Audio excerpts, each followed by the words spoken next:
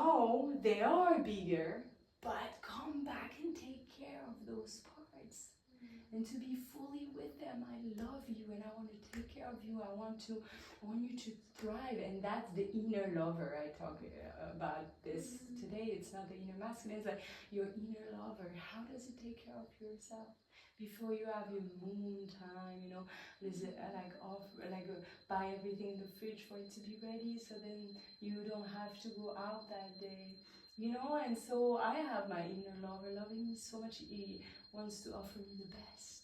The more you are doing the work without life needed to shake you to do it, better it's gonna be. So let's do the work today. Yes. What can happen when a soul or a human being finds his purpose and his thing, and how it changes us, how it's wow. Yeah, that's one thing we can add for the woman that wants to find the partner, you know, of their life, is to find their purpose and their drive. Yeah.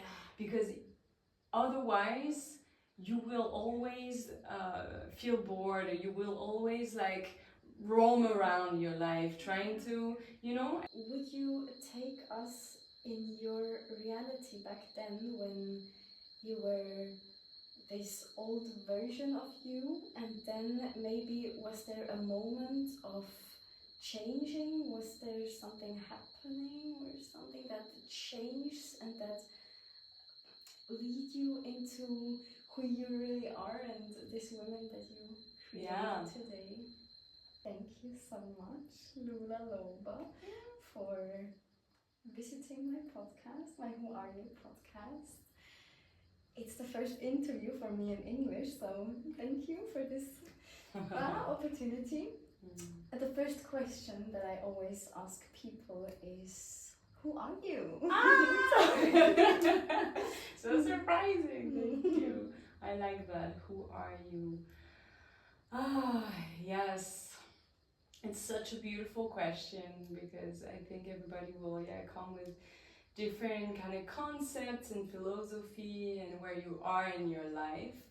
For me, it's very important to empower beings to reclaim their unique essence of who are you. I'm not like, yes, I'm consciousness connected with all, you're all one. I'm like, yes, in one state of consciousness that is true, but embodiment is my medicine. You know, like really getting so intimate with life, with, you know, those little parts in me that are, you know, my inner child and the emotions. So yes, you can find this space that is bigger, that is watching, observing, taking care, that is unconditional love itself, that is taking care of this. Who is Lou Laloba? You know, who is this archetype, this identity I've created? Did I create this, or that was just, you know, kind of my soul having a mission on this life that decided to embody that archetype, which means Laloba is the wolf woman, is the wild woman, in this essence of like coming back to this authentic, raw energy of being embodied in a body in Mother Earth, and being like connected with all of this matter, my sexuality, my life force, and to really embrace it and release the shame, the conditionings, because at the end of the day, you know, the spirituality, I find it a lot of freedom in it, to be able to get to that space of healing, of loving, from this space that is bigger and unconditionally loving, meeting the parts of me that had judgment, that had fear, and it is beautiful. But for a long time I dissociate myself also, being like, this is all illusion, like this fake humility, you know. Oh, I'm not even like rejecting any identities, becoming no one, and I'm like, this is so boring. This is so plain and all, you know. entering this stillness and you're all calm and I'm nobody. And I'm like, no, I want to choose to play with life and bring, you know, all the kind of experience. And so, yeah, this came to me. I didn't really choose, you know, it just came. My brother called me Lou, which means wolf in French, when I was like maybe 12. And it's your artist name. It's not, yes, it's my business. Yeah. I'm Laurie Grenier. Oh wow. So it's a French name, very French name. Wow. Yes. So my brother started calling me like this when I was 12, but still, you know, school called me Laurie Grenier, and some people in France call me like this because, you know, they saw my name at school and stuff, but really doesn't feel like this is my inner child, Laurie. You know, when I connect with her, she's Laurie, you know. And Lou is more like, you know, the identity I'm playing in this life to empower. It feels more powerful, you know, when I'm calling myself this, because it means wolf, you know, I enter that space of power, which is a supportive identity, you know, which is wide, but it's not really a choice, you know, it's like something that is there in my essence, my soul, you know. Of those things finding me little by little in my life. And, you know, somebody told me, oh, you should read that book, you know, Woman That Runs with the Wolf. And I started reading that book, and in it there was Laloba, the wolf woman, and I was like, that talked to me so much, you know, chills everywhere. And so then when I decided to build my business, I called it this way. And, you know, everything kind of fell into that, of the embodiment of the white woman that is untamed and authentically myself. You know, I'm not trying to be anybody at the end, but it takes a form. You know what I mean? It's like I'm not trying to be anybody, but the form of my authenticity is wild, is unapologetic, is my body saying, no, I'm leaving conversations. I don't justify myself. And it took years of practice, you know, unfolding all the fears of my inner child, wanted to be loved, of this toxic spirituality that kind of like made me doubt, you know, like, oh, I should be unconditional loving to others, and non-violent communication, and all the things you learn, you know, through personal development, that feels like the path to take to release the patriarchal society conditioning fears to become this enlightened, compassionate Buddha being, you know? So all those things, shedding the layers, finding myself, choosing what I want to keep from this, what I want to release from those. And I found this flame inside that is none of any of this. That is not external. That is not somebody telling me what I should be, what I should do, what's the best. You know, it's inside. Like, is my body a yes? My body a no? And then following that, and fortunately, I found more and more now sisters or beings that are supporting me in that journey, because this is not that often. You're meeting people that really empower you to be unapologetic and take full responsibility for their own triggers, the mirror of you, what, you know, and being able to watch those parts and be like, okay, does that belong to me? And not, all the time being advising, projecting, oh, you're this, you're narcissistic, egotistical. I've heard a bunch of different things to my path of empowerment, of being wild and me, and trusting that this is the best for the greatest good, not only for me, finding my truth, as I unfold all the things I'm not, but also knowing that if that is my truth, then it is better for everybody else. Even if it hurts, even if for some people that will be disturbing, that they won't understand, that is not who they're meant to become in this life, so they don't understand, and it's fine with me now. Yeah, you teached us this at the Women Festival, and you said otherwise you wouldn't believe in their own power if you just people please them or just stay in the relationship because you don't want to hurt them. You said something like, maybe you can speak about it. When we do this, we don't give them the chance to be in their own power and to believe Exactly. they can live their who they really are. Yeah, exactly. It's like I'm taking responsibility for your feelings because I don't believe that you can handle the pain, handle the wound of something awakening from my unapologetic presence that is true and that is heart-centered. You know, for a long time, I feel it's fine, we're human, we're making mistakes, but for what I'm empowering people to do is to go towards their truth no matter if they do mistakes, because I went from a place of being completely uninhibited.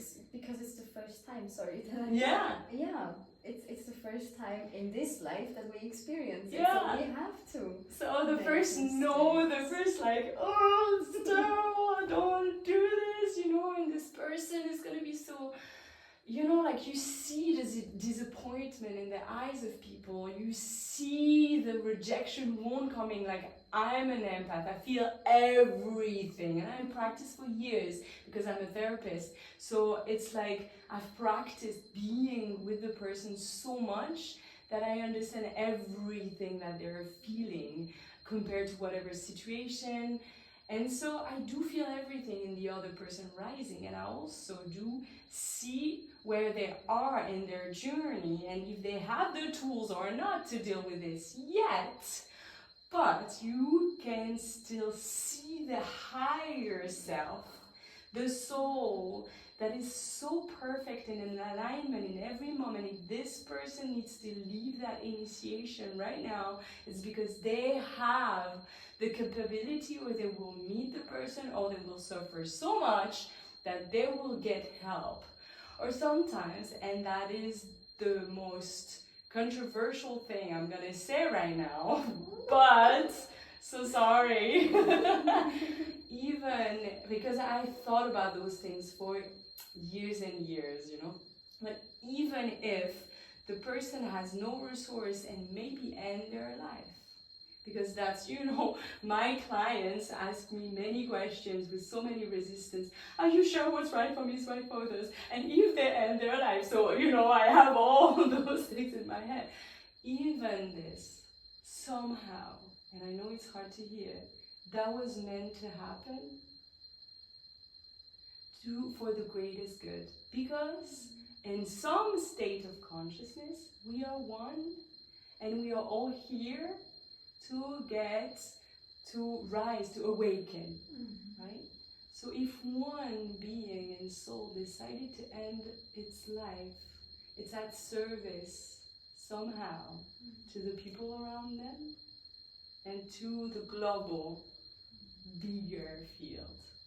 So even in that sense, I deeply and deeply believe that we are all meant to embrace a truth, because doing so, it's also going to inspire the person that might have never had this opportunity, and so that's why they end their life, you know, because they don't find the sense, because they're so stuck into their things that maybe me being there super wide with my drum, even if everybody in my family, whatever, say, like, I impose my desire, I, you know, don't compromise for other people's well-being, cooking when I don't want to, you know, whatever.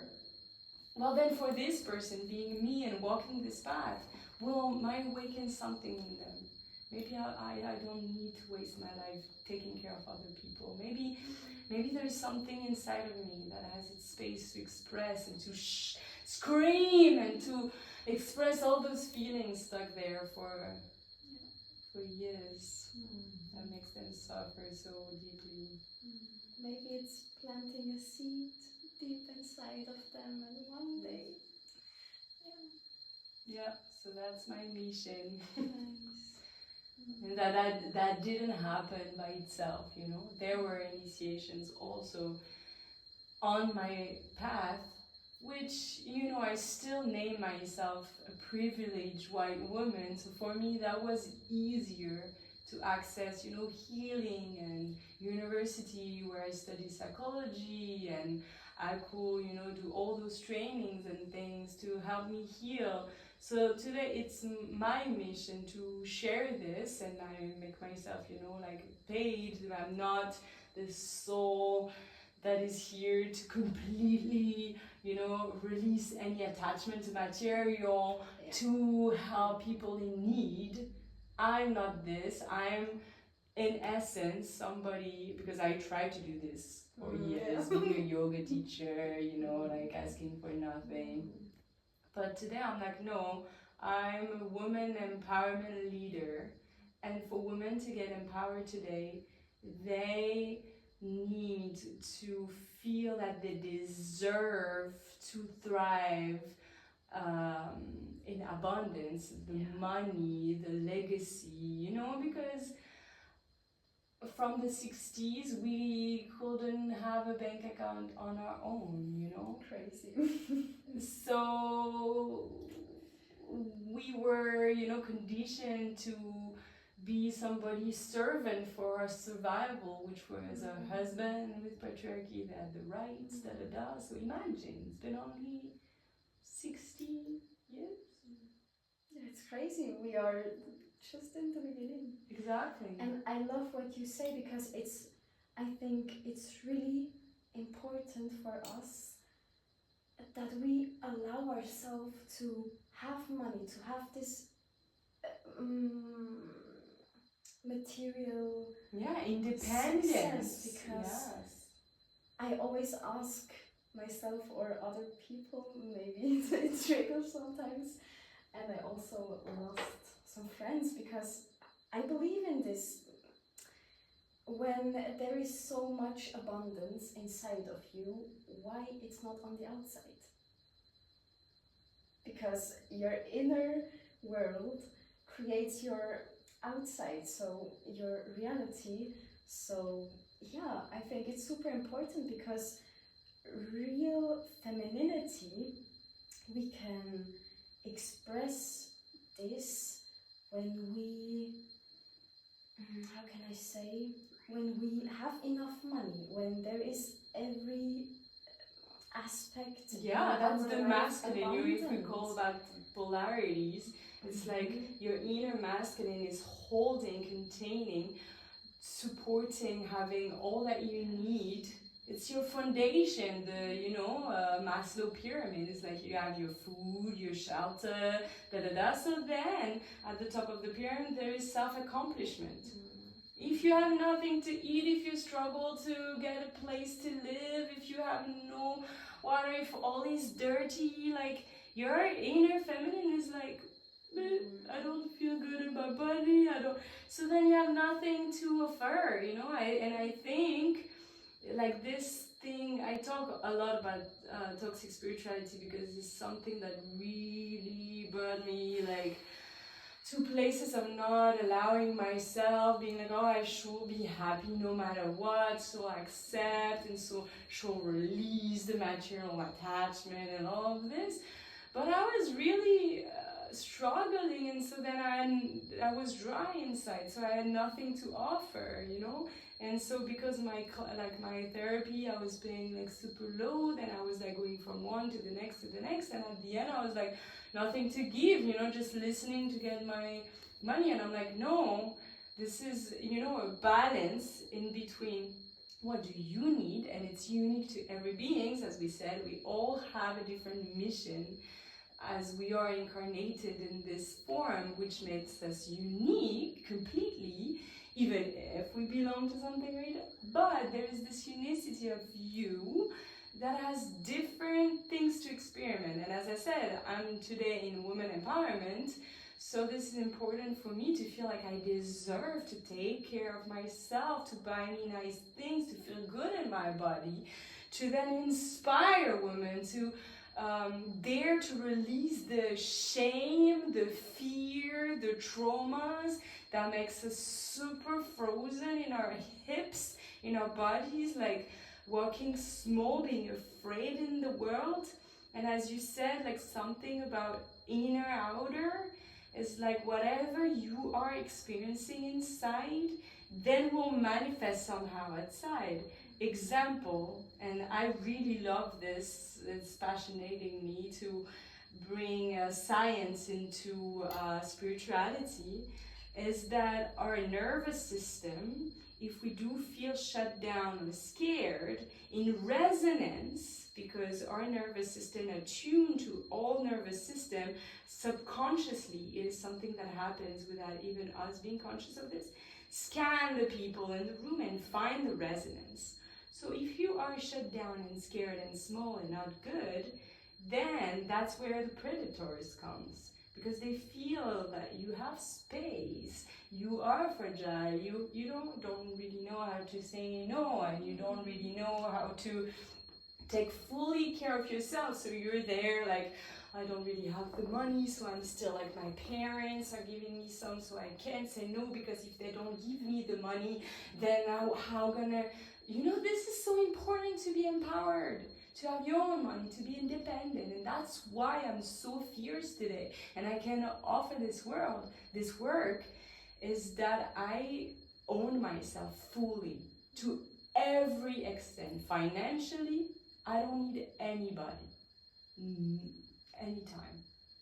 Super independent. Emotionally, I know how to take care of my inner part. As I said, that's this, it's a concept, polarity, but it just helps to explain, like this inner masculine, which is also Shiva, the consciousness, the observer. This is the space that can take care of emotions, of parts. And the idea is not to stay up there. 4,000 years ago, it was fine for the yogic in the cave, they wanted to leave the body and go to samadhi. It's fine. Today we're still going to those classes, talking about samadhi and waking up at 5 in the morning, doing 8 hours a day practice. Today people want to be in the world, in relationship, have babies. This is not the spirituality they need. This is not their 10 days silent meditation. They need to learn how they are bigger, but come back and take care of those parts, and to be fully with them. I love you, and I want to take care of you. I want you to thrive, and that's the inner lover. I talk about this today. It's not the inner masculine. It's like your inner lover. How does it take care of yourself? Before you have your moon time, buy everything in the fridge for it to be ready, so then you don't have to go out that day. And so I have my inner lover loving me so much. He wants to offer me the best. This is, most people want to find somebody like this that provides gifts and stuff. I'm like, no, I'm gonna provide that. I have my inner lover taking care of my inner woman, that then want to enjoy the sun and the beach and the food and the rest and the movement, sensuality, and receiving all the blessings of life, bowing to earth as the creation that is not separated by the creator. That's for me, the non-dual path is like creator created and they are one. There is nowhere to go, there is nothing to be separated from, and Mother Earth is so abundant. So why will you thrive yourself to being hungry and having nothing? I don't get it. I do get it 4,000 years ago. If you wanted to leave the body, fine, I don't care. I want to be on this planet. This planet is So beautiful. So. I love what you said, because when we women, I see this, we want to step into our femininity and stuff. We focus on the feminine energy, but we need to focus on the masculine. We need to create a space to lean into it. That is so the key. important. That is the key right here. That is the real key for me as women. And for men, it's like, I don't want to go into gender, but that's kind of like, we've been influenced by society, so that's not something to forget about. So we do have polarities that are like erased from the way we've been conditioned and we grew up, for sure, but there is also, we have bodies, And so men do have testosterone, every day. They don't have like us, like cycles that moves, and so then we are more like, feminine in nature, So for men, they need, as conditioned by this society, to open their heart to their emotion, their vulnerability, to their inner woman. And so that's their work. For women, yes, we have been frozen in many parts because we were not safe to let our inner woman free, but that's because we weren't safe, because we had trauma. So who is there to take care of this? The inner masculine. The part in you that is able to say no so strongly, and you're so independent, and you have everything, you take care of yourself, you don't need anybody. So then, you don't let anybody enter your field if you don't want to. And that's energetic. That's not like, in this area in the world, like, of course, like, our inner man needs to take care of ourselves, put ourselves in safety, not like 3 a.m. and the street, like, I'm safe because in my nervous system I feel safe. No, it takes care of myself, but still I feel safe. That, like, if I see somebody, I don't have any place for it to come in. I don't even care. Even if somebody talks to me, I'm not gonna argue. There's no place, no door half open. So that's my inner masculine, definitely. That creates this safety for me to dress like this, like scooter, to dance like this, crazy. Because, like, I'm telling you, men, like, don't even dare to come to me. They're so scared, they're intimidated, So then the only man that is, then this one is gonna come. I have no space. The one who can handle you. Yeah. That's an joy. energy. I liked this at the retreat, or at the festival, women festival, one women festival. You expressed that so good. Maybe you can do it again, like this, when we are in this energy of we are not sure and we don't have boundaries and we cannot say no because please love me. Yeah. And then you were like, the other women, the women who set boundaries, who know who she is and who speak her truth and stuff. That was super powerful. Yeah. Like, wow. Yeah, I often propose this. We didn't really have that much time. We had only 1 hour of this workshop, which is actually a 3 hours workshop that I do oftentimes called Why Women Rage, where we actually experiment, all those breath works and all those things that helps the prefrontal cortex kind of letting space for the body to come back to its aliveness. And so like we have a lot of protectors that protects us from being humiliated. Those 5 core wounds: rejection, betrayal, humiliation, injustice, so all those abandonment wounds. So all of those, we have protectors. So that's why, we feel very frozen oftentimes. So you need to understand all those things, understand how to talk to the parts of you, being like, you're safe, I'm here.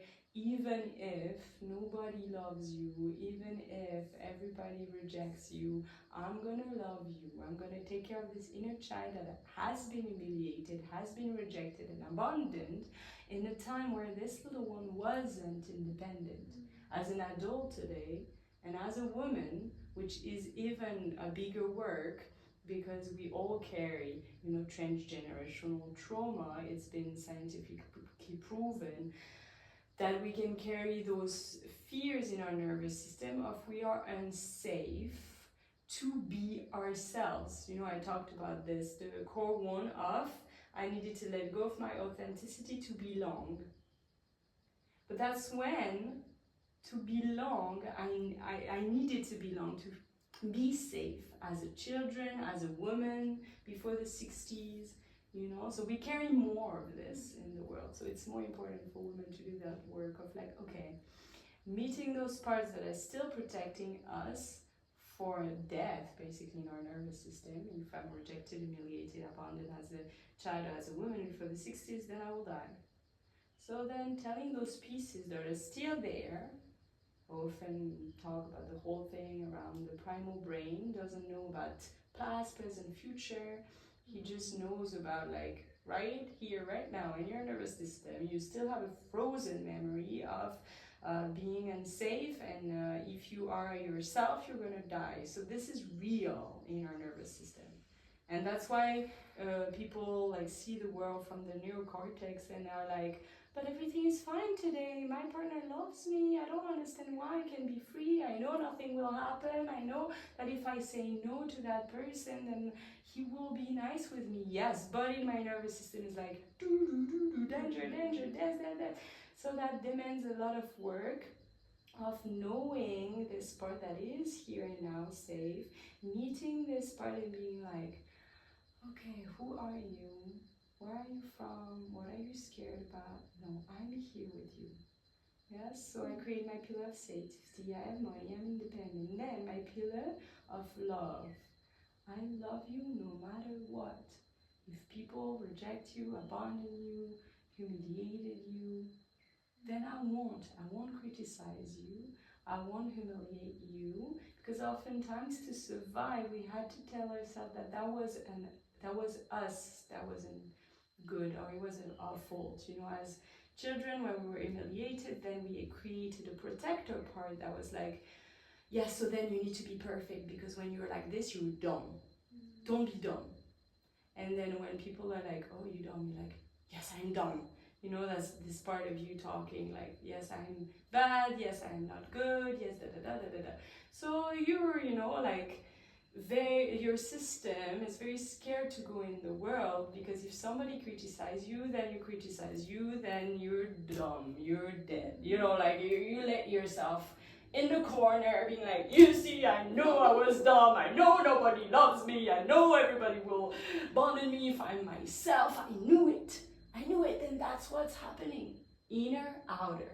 You still carry this inside, you're gonna manifest this outside until you understand that more you're gonna love yourself. And that's a cliche.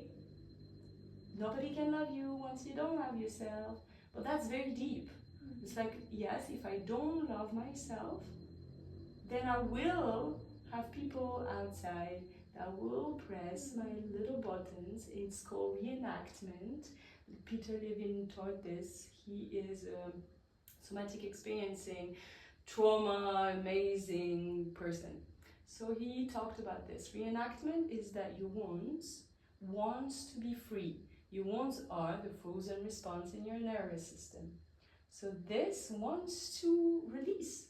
It doesn't want to be there anymore. It's safe now. It wants to be released. But how can we heal this? Yeah, so that's like, because we've been conditioned as human beings, not trusting our bodies, being up there, being like, I need to be strong, my emotions are illusion, or I'm strong, So when we want to cry, we don't. When we want to scream, we don't. When we want to to punch a pillow, we don't. When we feel like, as women, when we orgasm, sometimes like we feel vulnerable, but no. If I'm vulnerable, I'm gonna die. Remember your dad telling or whatever, who in your childhood telling you that if you are crying, you are weak, you know, that all of this made people completely disconnected to the actual body releasing frozen stuff in the nervous system. So how do we get out of freeze is fight and flight. So either you fight or then you run away, but you couldn't, so that's what created the trauma. But now that you are safe, you can fight and you can run, but there is no more danger, so that's why your body feels like there is danger everywhere. So that's why you need to experience that today there is no more danger, and be that person for yourself. No more danger, even if we are humiliated, rejected, I'm safe within myself. So little by little, those places will relax. But you are the key to your healing. Your pillar of safety, of love and belonging. I belong to myself no matter what, and trusting that you're going to find your people. Yes. Being fully you, you have a place in the world where people will love you exactly the way you are, and where people will respect the fact that we are human, imperfect, and if you're willing to grow and work on yourself, like, what's the problem? I was always like so sad whenever people like put a finger on me, being like, you are that, and not even letting myself the space to grow and learn and have compassion about the fact that of course I'm not perfect, you neither, so please give me a little bit of space. But because I'm not, I don't know, people just want me out, you know, it's like it triggers them. So anyway, yeah, so there's a lot that I said, but to close this whole thing, you said something about, during my workshops, I teach women to find this power and to practice the no's, and to receive a thank you for your no. So little by little, all of this here, today you're safe, today is not like before, so slowly and slowly it releases. But it's important what you say, because we need to experience this. We cannot just do it in our mind and just say you are good enough, and we need to experience this. And actually there is a technique you're safe. You can do in visualization, because when you visualize but with the 5 senses, as if you were there, this activates the primal cortex, which, you know, like trauma is all about, like I remember smell, or like this person with this beard, you know, like it's just like it's not full picture, it's just like some elements, you know, people tell when they have trauma, they just remember a sentence or a smell or whatever. So if you visualize yourself 5 senses and actually practicing what you want to practice, like saying no, leaving, then you can access, you scan your body and you access the little parts that are scared. And then you question, hey, who are you? What are you afraid of? What will happen if we do this? What are you trying to protect me? So it's good to remember those 3 keys. I'm the observer, loving awareness of like, whatever you are, I'm gonna love you, support you. I am this loving, caring parent for all parts of me. Trying, you know, to be my authentic self. What are you scared about? Where do you come from? What are you trying to protect me? That's the protector. And underneath, there's the pain. There's the frozenness on the trauma. The day where you wasn't loved, you were not loved because you say, you know, you were rejected, So then you need to come back to that place, give so much love to that, be like, come back to me, I'm gonna love you. Nobody is gonna have power over you, because oftentimes we just walk around with our inner child like this, being like, do you love me? No. Just like our inner childs are alone in the world. It's terrible. And they're choosing our partners. They're choosing the caretakers. That's called imago. It's like, okay, I'm gonna find the partner that is exactly the one that created my womb in the first place, because I still believe this is their love I need for my survival. Then you meet, toxic relationship where you meet this person that is actually rejecting you exactly as your parents did, da. Either you're able to do the work and you grow together and you heal, or it's gonna turn out to be bad. And so your work is to take care of your inner child and learn how to do this and give love to yourself. Love is the key. Bob Marley said this. All we need is love, and you're so right. Sure. Yeah. But when there is a woman, maybe single, and the next relationship she wanna a really nice, healthy relationship, what can she do? What can we do? Yes. To be this, to attract what we wanna attract. That is it. Becoming your pillar of safety, of emotional. So love, pillar of love. I'm going to love you no matter what. I'm going to become my inner lover. I'm going to offer you the best. I'm going to tell you you're the most beautiful things. It's like everything you are inside, then you're creating. So when you are going to become your inner lover, like the person you actually want in your life, not from a place of lack, because this is when all of those things happen. I need the other to feel sexy. I need the other to tell me I'm worthy. I need the other to validate who I am. I'm waiting for someone to make my days feel less boring.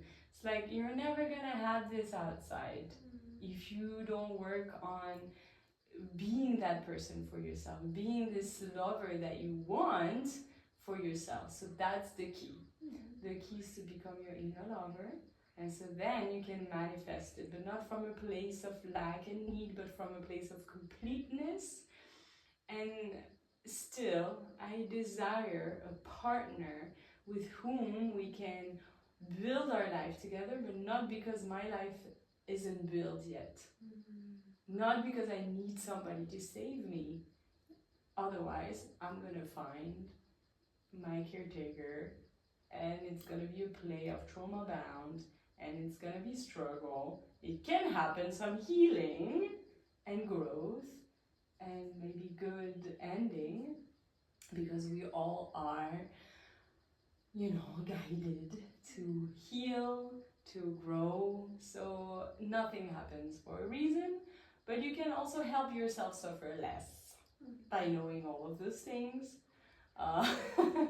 Help yourself having more tools to actually having less pain, some people experiencing accident and very intense sicknesses. For me, this is, like being, hey, wake up, So more you are doing the work without life needed to shake you to do it, better it's gonna be.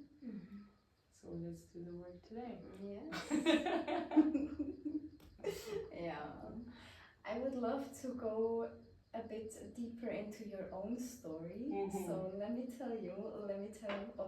us tell. I don't know. Let me tell you. Tell us. Yes, please. About your story, about your first years on Mother Earth. Yeah. So my story, how did I, came to supporting women, empowerment, all of this is, and I often, talk about that's why woman, man, and I'm helping women because it's easier for me. I've experienced it, so I can help women better. Even if, as a therapist, I help men and women, but I want to stop doing that. I really want to focus on helping women. But my father, was very intense, must say. So the second he walked through the door, the atmosphere changed, and we had to really be scanning the whole environment, being adaptive, every move. So it wasn't about us, it was about adapting to the other, to be as perfect as possible, to have no problem. Otherwise, screaming and all kind of stuff happened at home, even when we were trying to be perfect. It's just dysregulation of the nervous system and trauma. So we couldn't help, but we thought maybe because if I didn't tell myself that I was the one creating the problems, then I will have felt completely unempowered. So that's why the children tell themselves, I was the bad one, and I need to be perfect, to be loved. You create all those things. So I created this, that love was conditional, that I needed to be perfect, to have, to be valuable, to be loved. And my dad was a musician, and I remember one day I was so touched because I was a very sensitive soul. How old were you? I don't know, like 7, 8, and I was listening to that song with beautiful lyrics, but it was like a rap, like rapping. And my dad was like, oh, it's so bullshit, like he was judging everything. And he told, like, every time I was crying, it was like, oh, you hypersensitive. I was playing music at the piano, and sometimes I was doing wrong notes, and it was like screaming. So, I created this whole thing about like my sensitivity is too much, I'm too much, or I'm not good enough. Manifestor. Exactly, that's, the one. So, yeah, my dad created all of these things, and my mom, had to adapt. So, she taught me that, you need to sacrifice yourself, to compromise, to make everything good. So, anyway, so I was very shut down, very, well, that's good because it helped me really being empath. Like, you become very good at scanning people, knowing who are what Yes. So that was my childhood, and then I had experienced sexual trauma, so that didn't help.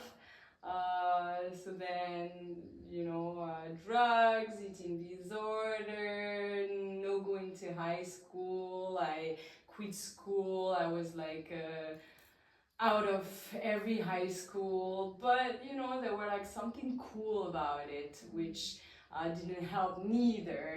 Being the bad, separating drugs and alcohol made me cool, so that's how I'm loved. But my vulnerability and my little parts of sensitivity was like pushed very far. I can't be loved if I am vulnerable, if I am not perfect. And so that's why I founded yoga and meditation, which helped me a lot soothe my nervous system for all of this trauma, but didn't help that little layer of if I'm not perfect, I'm not going to be loved. Yes? Because if you're a yoga teacher, if you meditate, you're not supposed to be crying about, I don't know what happened, feeling disempowered. I was supposed to have all the tools. And I did study psychology, as a normal path of healing. But all of this, didn't really get to this core wound of I'm not loved if I'm not perfect. So then I founded Tantra, and this was like bridging those two because I was so confused. There was spirituality on one side, there was psychology on another side of like, we're helping people once, but this is illusion and we're not that. So I was so confused, for years. And then You heard it? Yeah. You've experienced this also? No, I don't know how to say in English. Maybe I'm hungry, or I don't know. Do you heard it? Oh, yes, look, wow, dragon fruit. So, Tantra helped me bridge the two of like, I can be that space that is love and meet all those parts of me, experience, like, let my emotions run through me but not take over me. So that's balance of like repression and being overwhelmed by, and finding this balance of Shiva Shakti, of masculine, feminine, and everything. And so meeting those inner child, meeting the sensibility, but without it taking over, but not being repressed.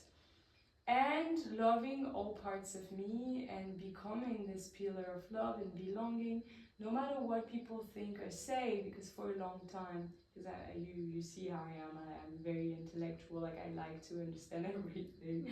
And so when I was in struggle at some point with my toxic relationships, not understanding very much this thing about my it's lots of layers. So I know a lot of things, but then in your life you meet layers and layers and layers and layers and many experiences that make you see how deep those wounds are, but also getting more and more layers out and healing and more healing. So anyway, I was in this confusion with that guy. I didn't understand anything, and people were telling me, you're too much in your mind, come back to your body. I was like, yeah, but I need to understand.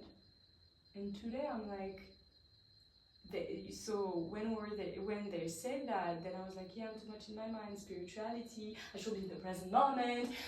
It created even more struggle inside of myself. Now I love my mind. I love the fact that I can explain everything because I can help people even more, and it is amazing to understand what's going on. And so then you can come back to the body, give the love, move it, sound it, and you can merge everything into oneness. And for me, this is the non-dual. There is no mind, there's no it's all one coming together. And so yeah, I love my mind, I love my inner child, I love my emotions, I love all of this because I know how to meet it. Yeah. I know how to take care of it. Mm-hmm. Yeah. Thank you for sharing. Would you take us in your reality back then when you were this old version of you, and then maybe was there a moment of changing? Was there something happening or something that changed and that lead you into who you really are and this woman that you created today?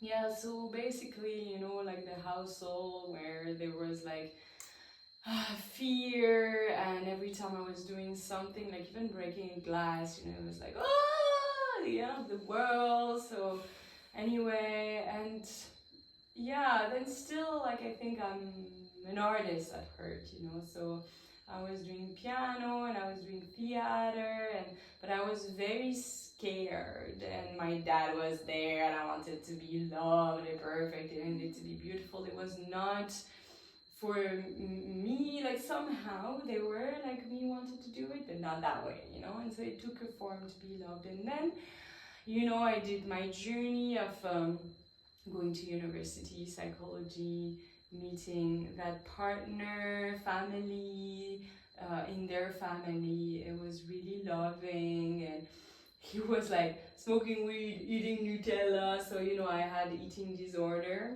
after my sexual assault, because you don't know how to take care of those intense feelings inside of yourself, so you numb them out with alcohol, like I did numb myself out with all of those things. But how old were you then? So that was 16. So yeah, my dad and all this conservatory, and then going to middle school, and at the end of middle school I got sexual assault, and so then high school was drugs, but then finding this partner that didn't care at all.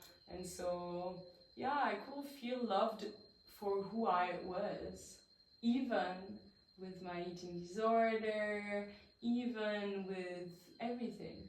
And his family was so loving, so it really did soothe my nervous system, so I could get my bachelor degree at the end. Finally, everybody was surprised, it's like, even, I was 2 years off because of school. You was this badass Yeah, exactly. Okay. Drinking beer at 8 in the morning and going to to what is it like?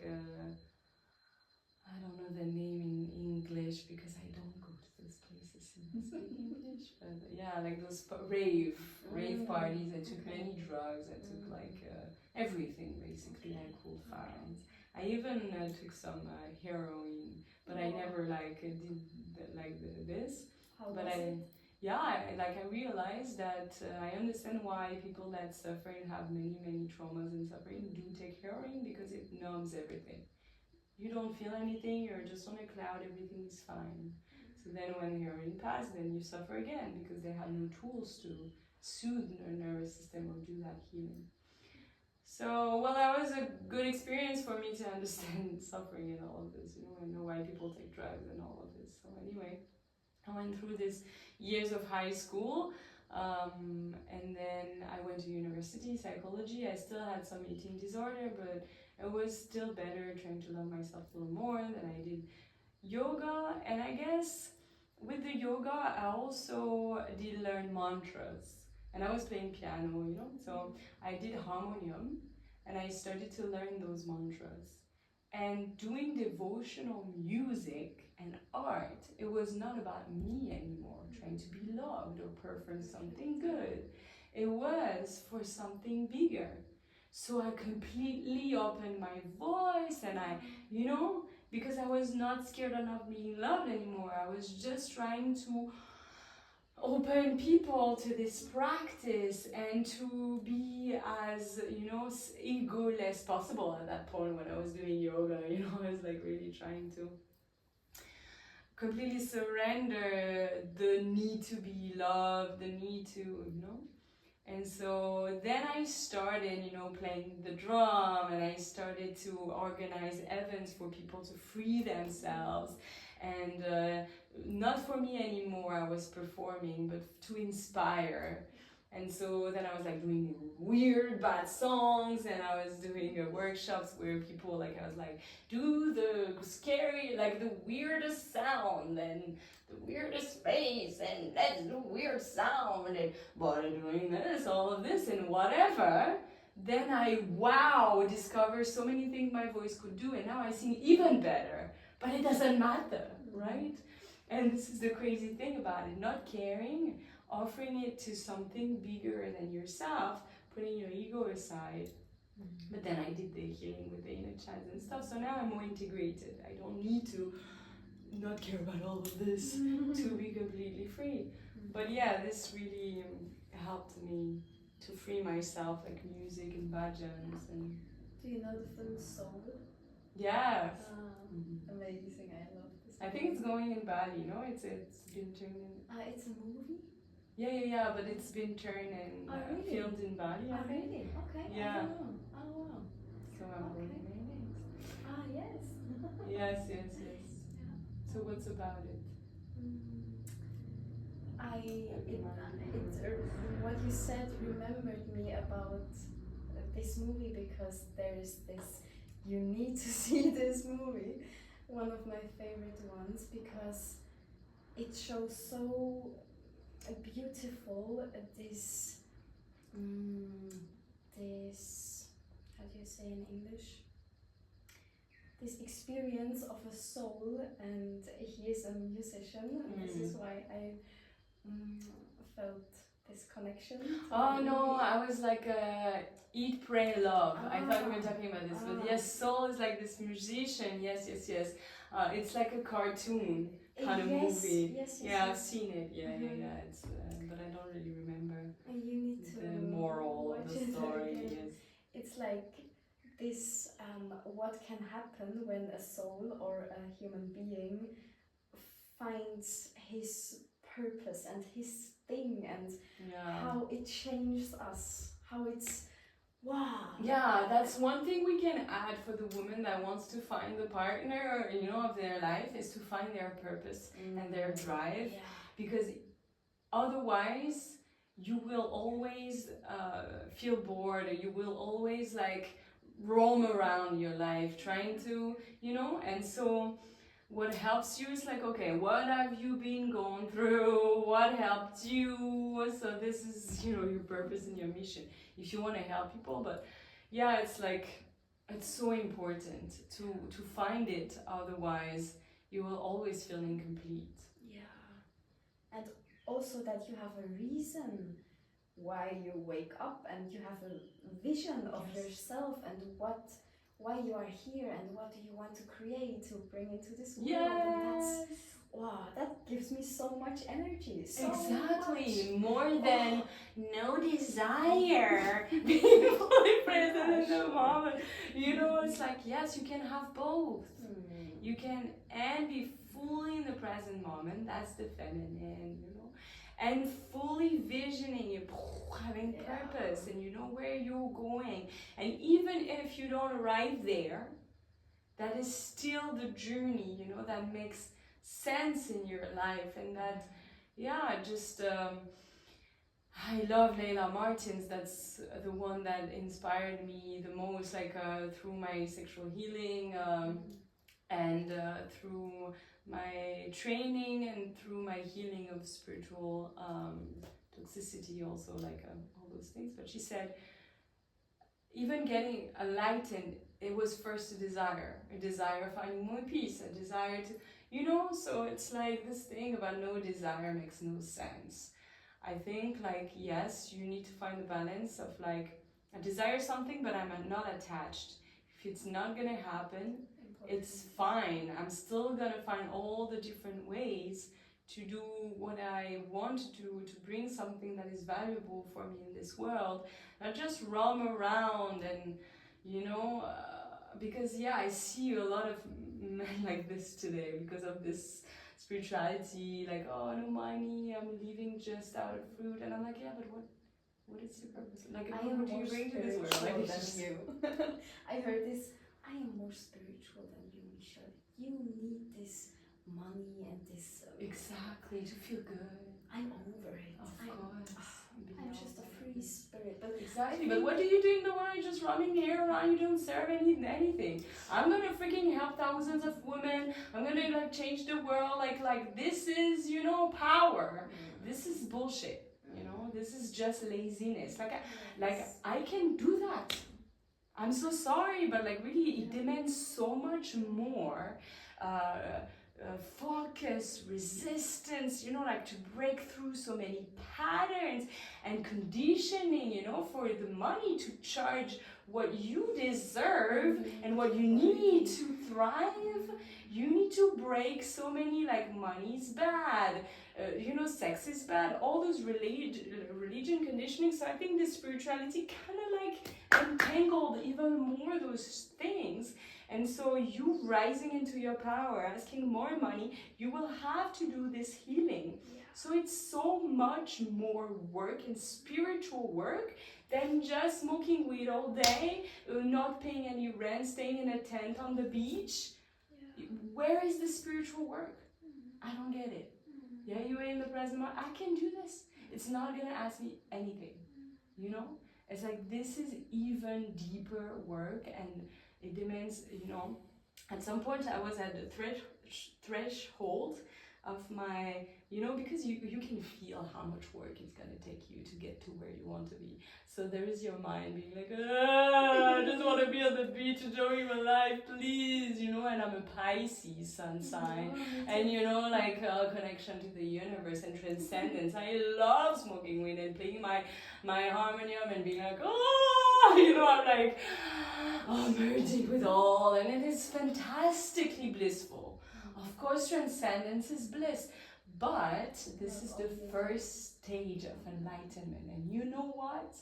People don't tell about this, but 4,000 years ago, we needed to see that there was something bigger than the body. We didn't know about transcendence. So those gurus needed to show that it was possible for people to experience, to find this place beyond the body, the emotion, the mind, and the little self.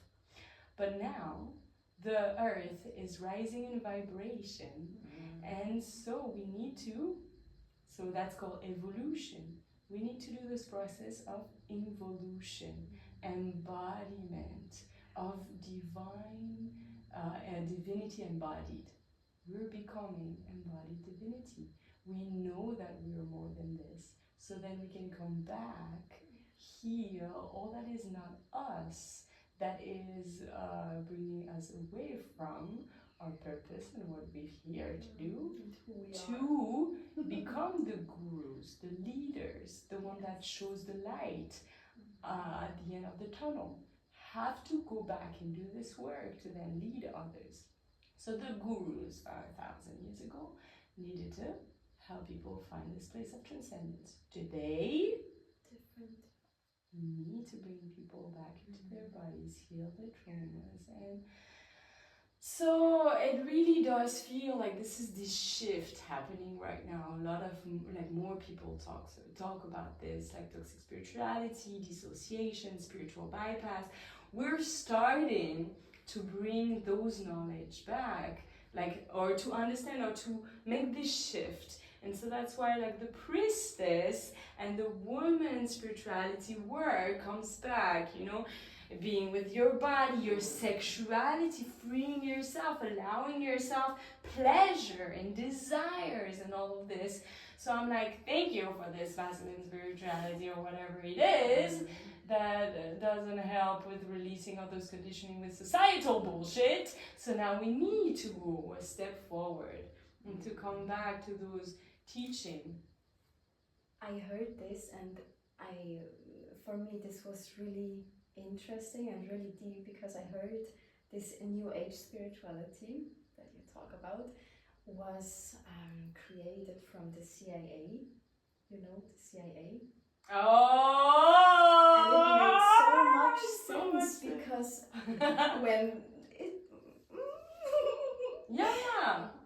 When there are people, spiritual people, and they are just manifesting, sitting on their a bed or something, and just having visions and just, oh, it's all so nice, and oh, I don't have to do something because I'm so spiritual. Exactly. Then that's the perfect, that's to do all their shit in the world and to make a women's right even worse than all of this in some countries. Yes, of course.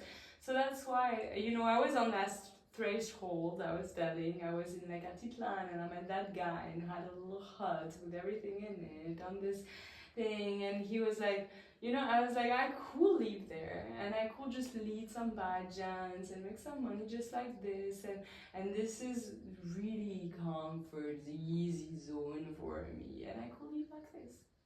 And I was still taking my flight back because my sister decided to get married, which is really beautiful, but thanks to her, I was talking in this flight with this guy that was like a businessman and stuff, and I was like, I don't know what to do, I have this calling and mission, but also my soul just wants to merge with all and just to play music, and is it what I need to do, and all this confusion all the time. Should I be good here and now, or it really doesn't feel right, and so I want to move and make more money to then have a better place to stay, because really I was judging myself a lot, creates a lot of That's important. That's an important season of your... Yes, but today we're talking about this because you don't have to be in there.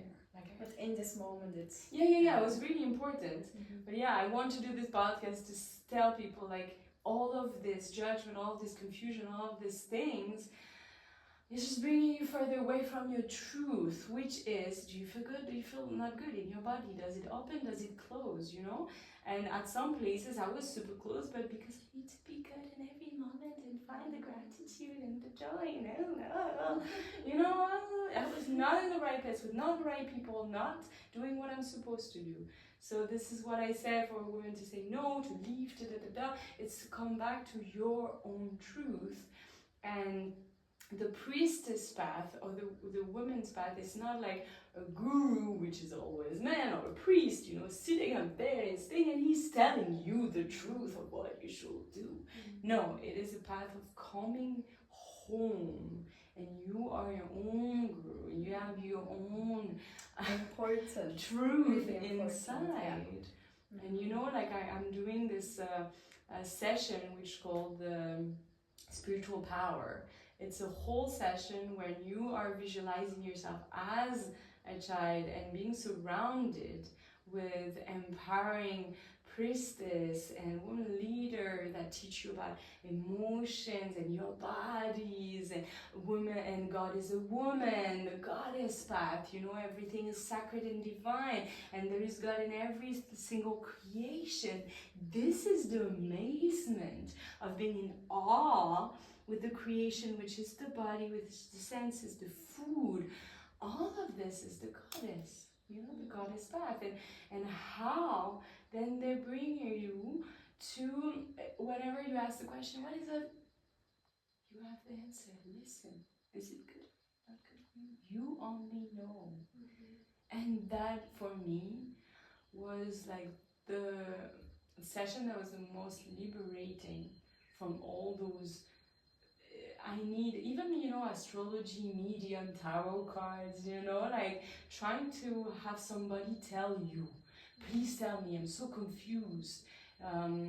You know, everybody was telling me you're so intuitive, being like a Pisces and moon in Scorpio. You know, I'm a very spiritual person and I'm very empathetic and stuff, and people are like, you're so intuitive. I was like, I'm always confused. I never know what I want.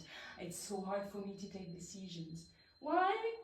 Because I was confused with all those things and toxic spirituality taking space inside of me, not embodied. So yes, you were too much in your mind, but that's not the right way to say it.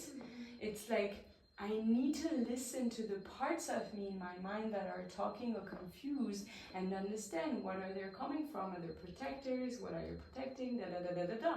Put myself away from them but not dissociating from them to understand who they are, to then get access to the raw body that is the guru, that is your truth, that is your inner compass, that will tell you if you feel good in that moment or not. And to not go up, yes, but it's gonna be mean, I'm gonna hurt this person, How can we learn to trust and also following this inner voice? Yeah, that is the taking care of the parts, because if you're trying to, you know, like for example, my body is saying no right now, so I should just leave. But you're gonna be afraid, so you have the frozen response of the inner child, like if you leave, you're gonna die. So you need to learn to understand all of this. That's why we're talking about all the things that can bring us further from this inner compass, inner truth. To take care of all of this, to understand all of this, understand what is bringing you away of this spiritual, toxic spirituality and your inner child and your protectors and your traumas and all of this, and little by little, then, because you feel it anyway.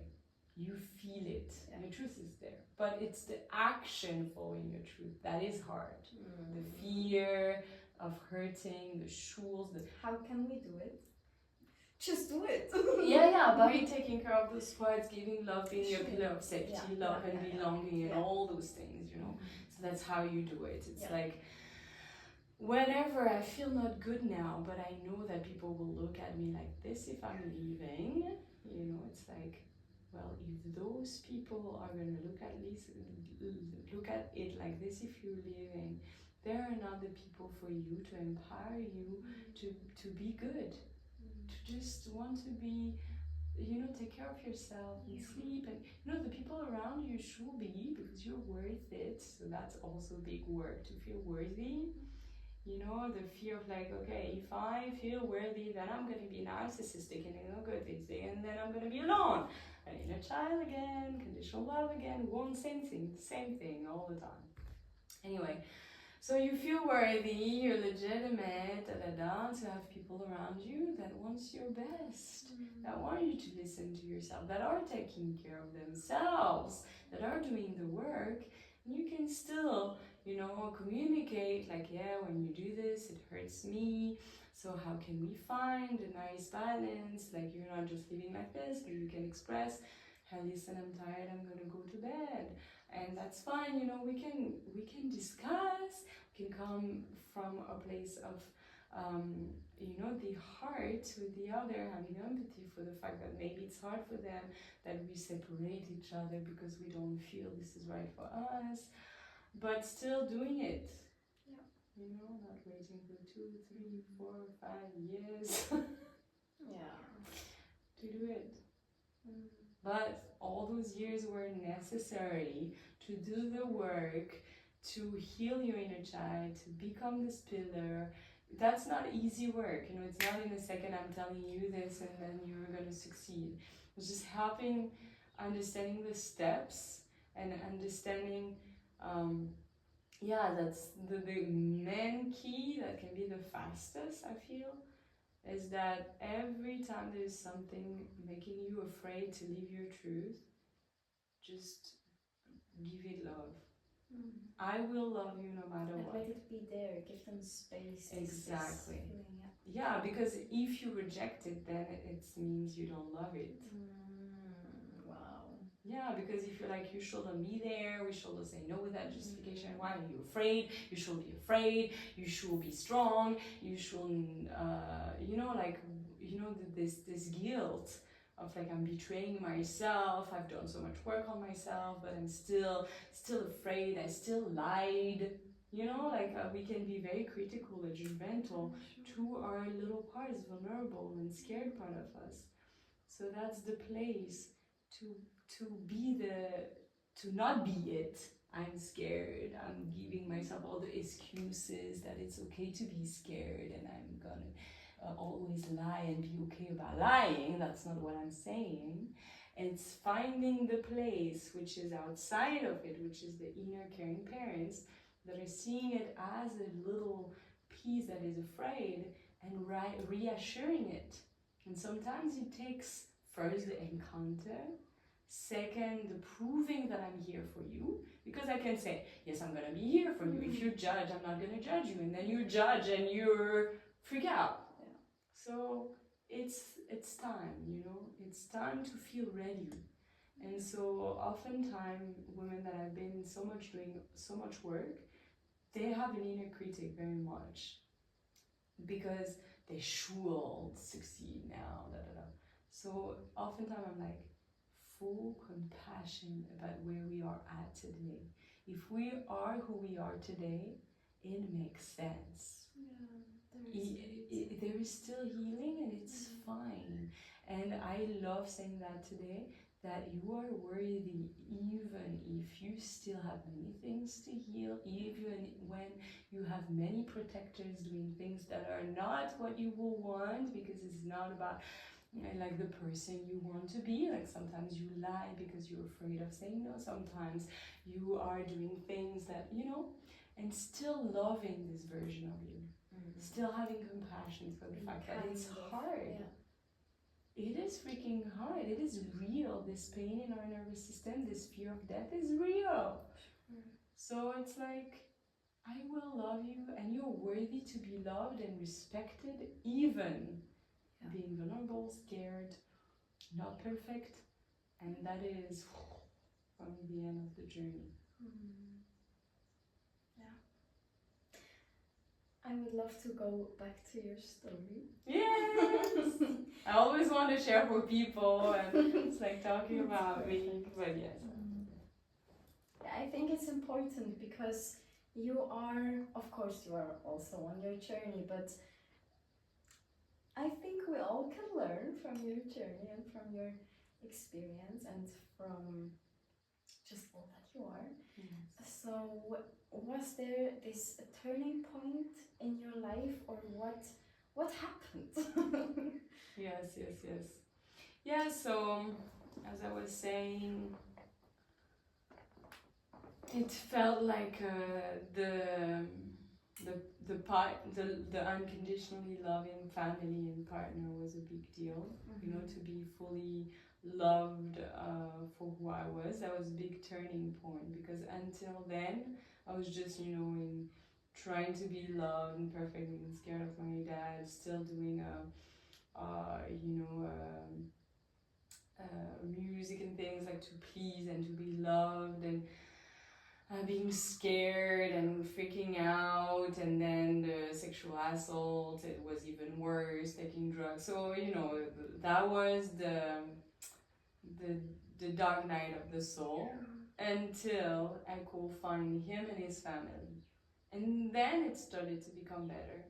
And I remember this moment that is like really, for me, you know, one person can say something that is like so innocent for them, but can change a life. I remember I was in middle school and I felt like nobody loved me, you know, I was never good enough, and I was trying to be this strong. So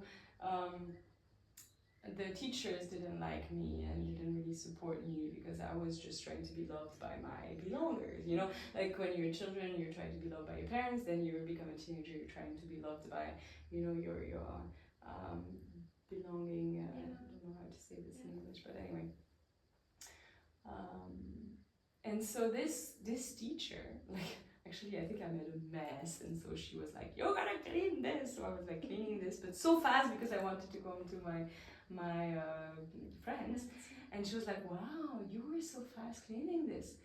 I felt something inside of me. I'm telling you, first time somebody said I was doing something good. Wow. And this, like, I remember this moment. Wow. Just because she said I was cleaning right. This thing that she was like screaming at me about. So imagine this inner child that was always, you know, was told not being good enough, needs to be more to be loved, and once somebody says, this is actually good. And then my partner loving me, and his family being compassionate and loving me as I was. So all those things really planted a seed. And even I remember, so then I was like, you know, not going to high school and all of this, but there was one, so I still came to this government thing because I wanted to go back to school. At some point I was like, oh my god, if I don't go back now, I will never be able to do nothing with my life, you know. And some friends that I have at this time are dead now, you know. It's like we were really, you know, going to rave, taking drugs. I've seen things, you know, like people having babies and taking heroin. So I was in those environments, you know. And still, there was something inside of me that knew I wasn't part of it. I didn't belong to this, you know? It was just my suffering, and I didn't have anybody. Yeah, that was crazy, because my sister is a therapist, and she tried to get me treatment. But yeah, she was young also, so I came back home, and they put like all my all the times I didn't go to school on the door. What are you doing? Big in red, you know. So my sister was trying to help, but still showing me that I was not good enough, that I was doing bullshit, wrong all the time, pointing behaviors. Nobody were like, fuck, she went through sexual assault, makes sense, because I was I went to the course. How do you call? To government, like to tell that I was like assaulted. So there were like tribunal, all like those. The police. The police and all of this. We did all the things, and I even got like 3,000 euros. I remember from that that thing that happened, and I remember my sister being like, well, this is bad money, so you should not keep it. And so I spent it all on drugs. So, you know, people were trying to help, but like not the way that was succeeded. But anyway, she was trying to help me get help. But the first person I succeeded to see as a therapist, this guy was hanging out with us at night. I didn't know who will be the therapist. So there was kind of like a government place where you get treatment. And so I was like, this guy was drinking with us that Saturday. Not good. So then I was trying another person, and this other person was like this beautiful woman. So she was like, bam, the mirror of like, I'm not good enough. So after this, I did like a big like bulimia, you know, I was doing bulimia, like throwing away I like disgust. So I had a lot of disgust, you know, like when you do go through sexual assault, then you hold in your nervous system a lot of disgust. Of course, it was very disgusting, and shame. Yes. So basically, it became this like throwing up, like this is disgusting, and I was very ashamed about it, my eating disorder, you know. So I didn't succeed to get help, and then I went to a hypnotherapist, and at some point she disappeared. So I was just alone with this. My family didn't understand. Even my sister was like blaming on the fact that I was like doing bad things, and you know. So anyway, nobody was really there to support, but still there were this thing that pushed me to go back to school. And one woman said, because she knew me from middle school before I had my sexual assault, and she knew I was a good student, so she was like, no, we should take her back. And that's this trust, as I was telling, like the first person just telling me you're doing good things, and my partner and family supporting who I was, receiving that support, this teacher believing in myself. Oh, an angel. Yeah, then I started working, and that's why in 1 year, because for 3 years, you know, in France you have 3 years of high school, and so then the last year you go bachelor degree. Okay. For 2 years, you didn't go to school, had the worst grades ever, you know. This year you had 2 exams to pass, and I had like the worst grade. So I had the worst grade, and in this, to get the bachelor, you need, it's like a average, but you need to have at least a certain, you know, to then get, yeah. So I was very far from everybody, but still, she believed in me. I was in this family. So then I worked and I got my bachelor degree. Wow. So this love and support really helped the first phase of my healing. How was this moment for you when wow, I made Yes. it. Yes. Yeah, it was incredible because actually I knew that I was, you know, smart. I always succeeded to have good grades before of that and stuff. So I knew I could do it, but like, you know, there was like this 2 things of like, I can, but in the same time, I don't believe in myself. I'm not worthy. I'm not good enough. So I was very perfectionist. So that's why I really succeeded well, because I was like really getting into that perfectionist state. So I was still healing, but still in my patterns. So yeah, that was really beautiful. And then I chose psychology. So then from that point, I studied a lot of things. University that helped me. When was this? Which year? Yeah, that was like, so my assault was like end of middle school. Then I went through this hell in high school, still got my bachelor degree, and then I went to university right after. Okay, yes. And how old were you? I think I was, 14, 17 years old, 18 years old, Okay. when you go out of high school, I think. Yeah, when you go to university, maybe 19, 18, 19 years old. That's when things kind of like soothed a bit more. And then, yeah, I met people that were playing music, doing yoga, and that's how I, you know, free myself. The music starting to find yoga, so my nervous system, and this is really when all the bulimia stopped, and then I started to. How it stopped? Well, I guess, you know, when, because of the trauma, that's the bulimia actually, or like addiction.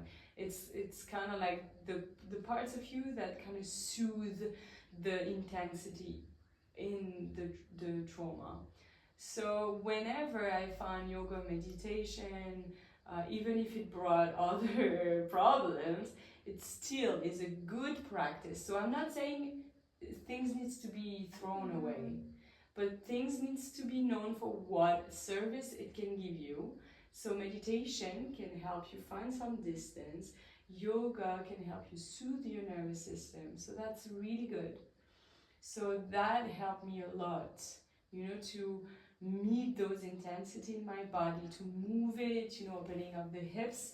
We know now that trauma is not in the story, but it's in the body, stored as frozen response that can create, I had other issues down the line of like bowel, irritable bowel syndrome.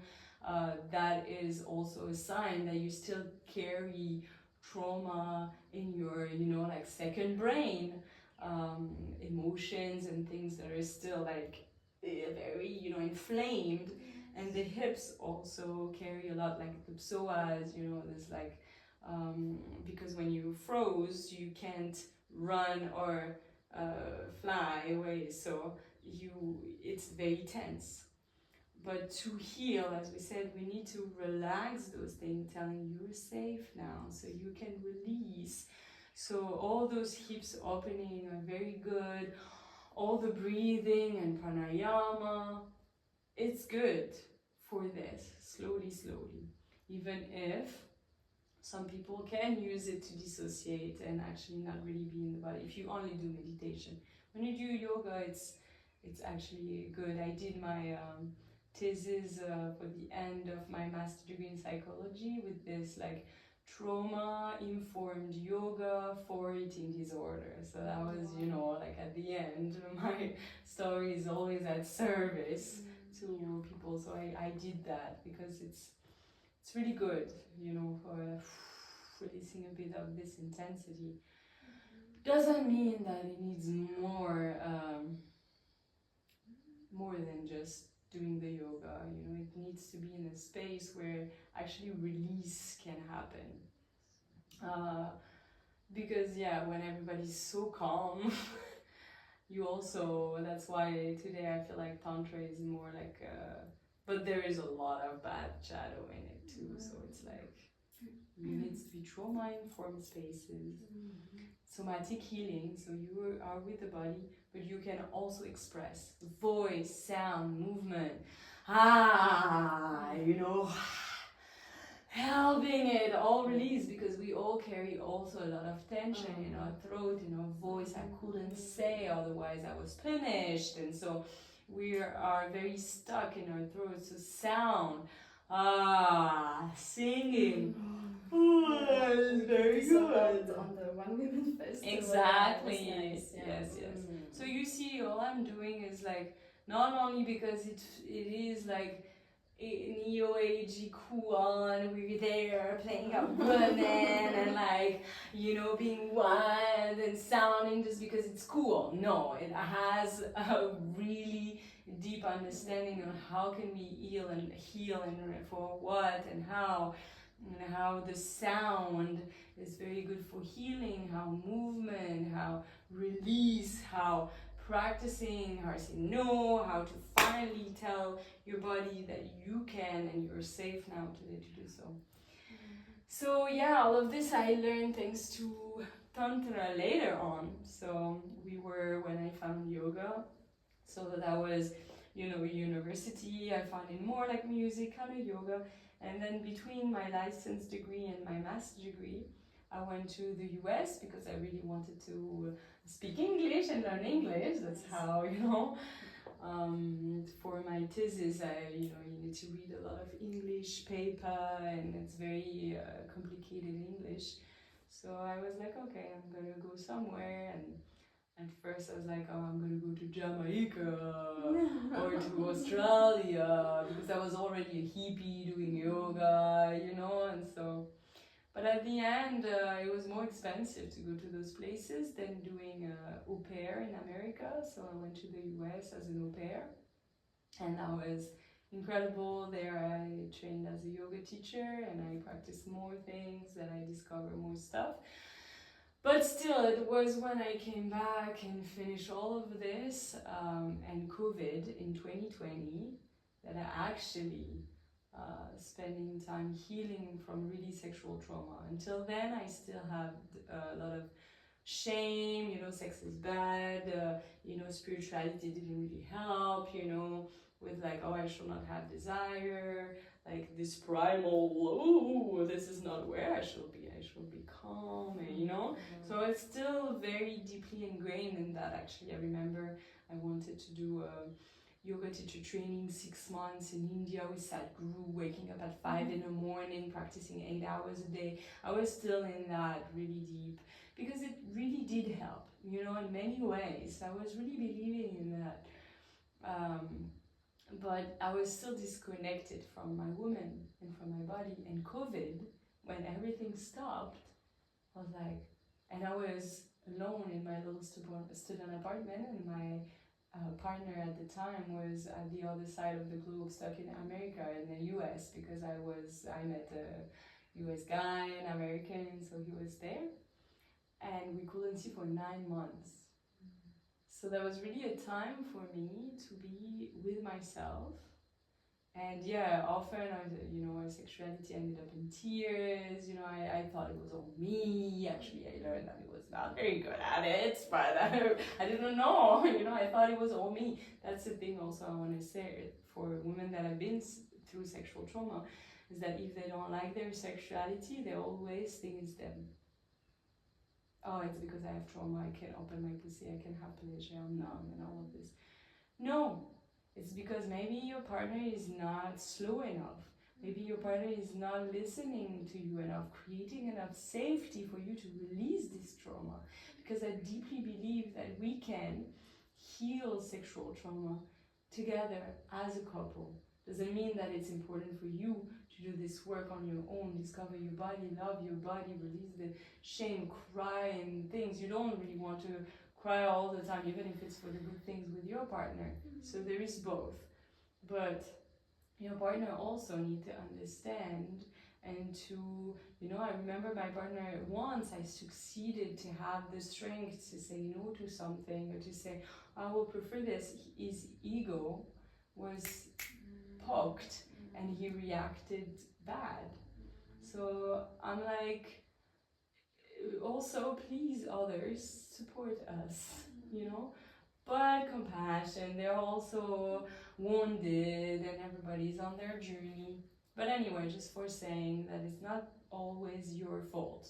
Yeah. And that you can ask your partner to be understanding, because you're worthy as you are, even if you have sexual trauma, to be listened to have the pace that you need for your body to feel safe and open. So anyway, I didn't know how to say what I wanted, nothing. But this month I was alone, and actually he was supposed to come to visit me for my birthday. He was supposed to be the gift for my birthday, 12th of March 2020. But COVID hit and it was stuck, so he offered me, oh my gosh, yes. I don't know if you heard about this. That's a platform online where they was like a researcher that was like, well, we only research about the pain in sexuality in women. Vaginosis, dyspareunia and all that kind of stuff. Anorgasm, but never what a woman like to have pleasure and what help orgasm and what, So they started to study this and they created this platform, oh my gosh, yes. And so in that, they teach, they take the average of what all the women have shared about what they like, and they're like, oh, we came out with different type of techniques, like edging, like blended pleasure, like all kind of stuff to help you find your own pleasure, to discover. There is even pictures of yonis that you can move, that shows you, and you can actually give that to your partner, be like, oh, I gotta learn how to do this. So I did practice on my own, and I tried to discover my body, and at first I felt a lot of shame. Of why am I even doing that? Do I even like that? How did you handle this?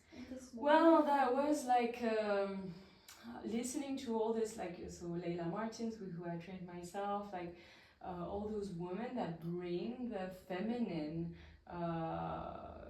spirituality. So I listened to also Usha Anandi, who had a womb science immersion course that she was talking about this difference between masculine spirituality and feminine spirituality, of like listening to the body and the cycles, and that, you know, lots of leaders were men. Even in India, the woman was at home taking care of children. So it's yoga is very much for men. Yes. So there is a spirituality that has been burned as the witches and patriarchy arrived and all those things. And so those women brings it back. So I was listening to all of this during this month. I found all of this as I released the perfectionist needed to do, as I allowed myself pleasure, bath, slow time, you know, lots of resistance of, oh my God, like, what am I, you know, finding this balance of like completely being lethargic and allowing myself to do nothing all the time, and creating from a place of alignment, listening to my body, sleeping when I needed. But it was like a learning. Yeah. So those women helped me, being like, okay, actually, my pleasure is sacred. I'm healing. This shame is like my trauma. And so I started to being like, okay, making love to my body is actually, yeah, making love and giving pleasure, and he gives me pleasure back. So that was kind of like how I succeeded to release the shame, being like, no, it's actually love. I'm giving love, I'm taking care of it, and then he gives back this beautiful, you know, love to me. And then, yeah, listening more to Layla Martin's amazing because she's so known now that she has a lot of free stuff. So I did a lot of her stuff for free, and she has yoni egg stuff. So I discovered this yoni egg. I did my first workshop with a woman, and she taught us about like this Taoism, like breathing, and actually understanding how the Kundalini awakening, you know, like bridging my Tantra that I knew, my yoga that I knew with the Tantra, and really understanding, oh my God, actually my sexual energy is my life force. This is Kundalini Shakti energy. And then it can rise through the spine, and this is what is enlightenment. So then I was like completely breaking this like sexuality is bad, it is only desire and shadow, but actually it is the force that is leading us to enlightenment. But it can't just stay stuck here. It needs to move up with some techniques of Tantra, Taoism, and all of this. And, you know, talking about sexuality in that and how to use it for your well-being, for your health, for, yeah, you can move this sexual energy while also intercourse with a partner, and actually focus to raise this energy to organs that needs healing, and making this, so it's very technical Taoism. It's very like breathing a certain way, like da da da da da da, to heal certain parts and all of this. So I slowly release the shame through all those knowledge of like how your sexual energy is life force. This is healing, you know, like the clitoris is only there for your pleasure, and the hormones, yes, and the oxytocin and the dopamine you get, that is really good for you. But once again, this is a balance. So yeah, also there is a book of Dr. Shakti Marie Malan, which helped me a lot, like understanding, you know, like how to move the energy and how to breathe and how to sound to expand the pleasure, and oh my gosh, yes, with the blended pleasure, and all kind of different women I found along my path to kind of like bring pleasure back in my body. Like yeah, I had my first clitoral orgasm, but it was like so tiny. I was like, oh, that was an orgasm. Actually, I remember that I had before, but because, you know, they talk about this mind-blowing experience, I was like, well, I never had orgasm, you know. And then when I felt this first, I was like, oh, maybe there is more to it, you know. So that's, when was this? on the timeline. Yeah. So that was in between. No, that was in my master degree. Okay. COVID 2020. So I came back from the US and I left my partner there, and so I was stuck in France and he was there. So that was after the whole US trip and everything.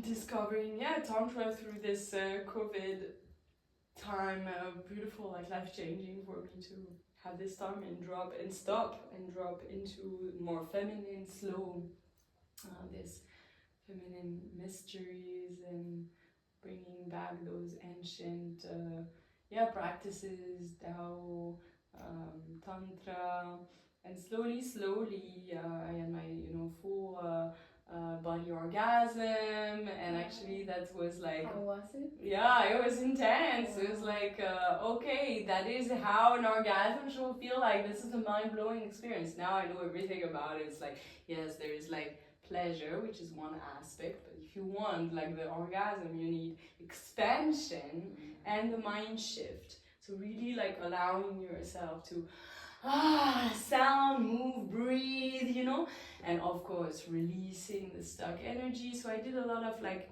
de-armoring.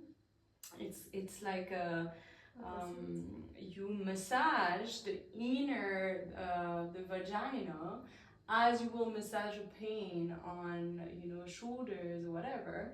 You release stuck tensions. Yes, through massaging. So maybe for some women they have more intense maybe assault that makes them even like scared of bringing the hand close to or whatever, but you can visualize light massaging. But anyway, so I did the massaging, I cried, I really let it like release with breath, movement, sound, and all those mini courses I was finding, yoni massage and stuff here and there, the whole month of March, being in my bathtub for hours, so yeah, I had my first clitoris orgasm, and I was like, oh, there must be more than this. Then I heard about like cervix orgasm. So then, I massages, I discovered where my cervix are, and then I started to like do blended pleasures, so you can use a place where there is already pleasure, and then it creates neural network through two places, and so then you could have pleasure from another place. So then I had my first cervix orgasm, and how was it? Oh my god, like every time I was like so proud, because is it much different? Yeah, actually, and some people say there is none because it's just about like stimulating the clitoris from the inside, but actually not. Like there is like nerves ending in different places of the body. And there is nerve ending, like you can also have like anus orgasm, and you can have breast orgasm, so you can have cervix orgasm. And actually, because it says that this is the home of the Shakti Kundalini energy, this is deeper and more vulnerable, and also a lot of transgenerational trauma is stuck around the cervix. So a lot of de-armoring that you can do with like so the yoni egg is not that practical to do de-armoring, so you can buy like those sticks, with the stones, beautiful quartz, whatever. You can massage around the cervix to release, so there can be a lot of things. So then, when you have this orgasm is really deep. It's like ancient mystery related with the womb space, which is like this really deep, dark space, with the creation. So it's very, for me, it's like a deeper orgasm, something more vulnerable, more, so I'm trying to find like if there's something about the womb being activated, the pleasure, you can have womb orgasm. And so you know, it's very different when you connect with the different energies in your body, you know. When you connect with the clitoris, there's more like, it's beautiful, you know, this, I love clitoral orgasm. It's very sparkly, you know, it's very explosive, it's very, you know, you can see the energy. It's like we have different archetypes to play with. That's kind of like the princess, you know, like, and the womb is more like the enchantress, you know, like the witch. So then you connect with different type of vibration, you know. Yes, you can even have like a third eye orgasm. You know, when you go into tantra, you know that orgasm is not about stimulation, physical. It's about energy. It's about your sexual energy that is moving, that is expanding. Have orgasm just without touching something. Yeah, exactly. Yeah. And that is like when you deepen and deepen and deepen your relationship with that energy, that you release all the shame, so you can expand it, that you can be, so you can stimulate, but at the end of the day, that is an energy. So I remember the first time I had this orgasm without even touching myself. And yes, I did. Like I'm telling you, during that month, it went wild. It was like the best time of my life. Because I wanted to say this also, like, when you have something you struggle for so many years and you succeed to heal it, then you're unstoppable. Yeah. Then you know you can do anything. You know what I mean? Like you feel so powerful. Yeah.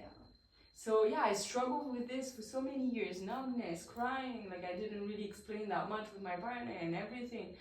But like really when I succeeded to have that and then this and then that and then exploring all these things, reading, practicing, I was mind-blowing. And at first I was like, okay, maybe those tantra, like people just want to have pleasure, but is it really something that is you know, spiritual? And so I did this practice of like awakening my energy here in my lower chakra, sexual energy, so which feels like very desire and primal and all of this. And then I was practicing moving it up to every chakras. You know, you move it to the second chakra, then third, then fourth, like what we did for the throat, and then third eye. And at some point, I was in deep meditation. And it transformed into this deep state. And then at some point, and then at that point, I was like, okay, it is not bullshit. It's actually a path of sublimating. We call that sublimation of energy. It's like raw primal, and then you can take that energy and move it to cellular energy. You can move it to your heart and circle it with your partner, and then it's really beautiful, eye gazing, very vulnerable place. So that's primal, can become all kinds of different experience you can have. So this is where then sexuality takes all forms, and it's in everything and everywhere all the time. It's just like different frequency, you know, like of it, but it's all life force. This is what tantra says.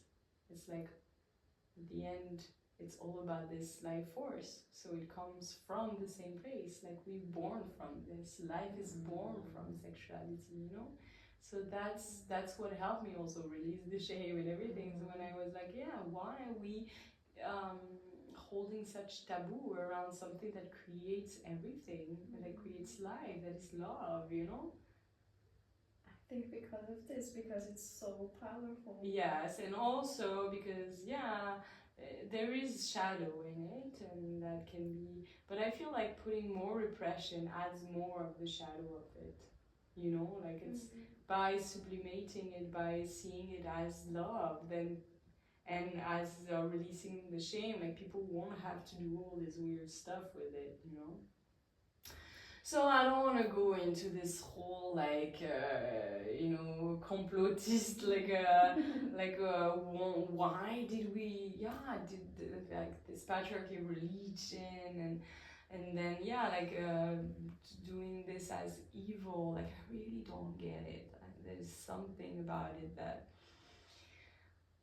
I've been questioning a lot of time. I've been wanting to be able to explain this, like how shadow and light is part of life, and And this is, even in the Tantra, in a place you have this compassion for all kind of things, the bad and the beautiful. There's no more judgment. There's, this non-dual path is about like, just embracing the darkness as the light, as this is part of life. So anyway, it exists, and but there is the light, and some people are sharing that light, and then it creates the balance. And I guess there is still a lot of healing with trauma, and however all this shit's been created, and war and all of this comes from, it's deep, deep, deep, deep things that I'm humbled to say that I don't have the answer.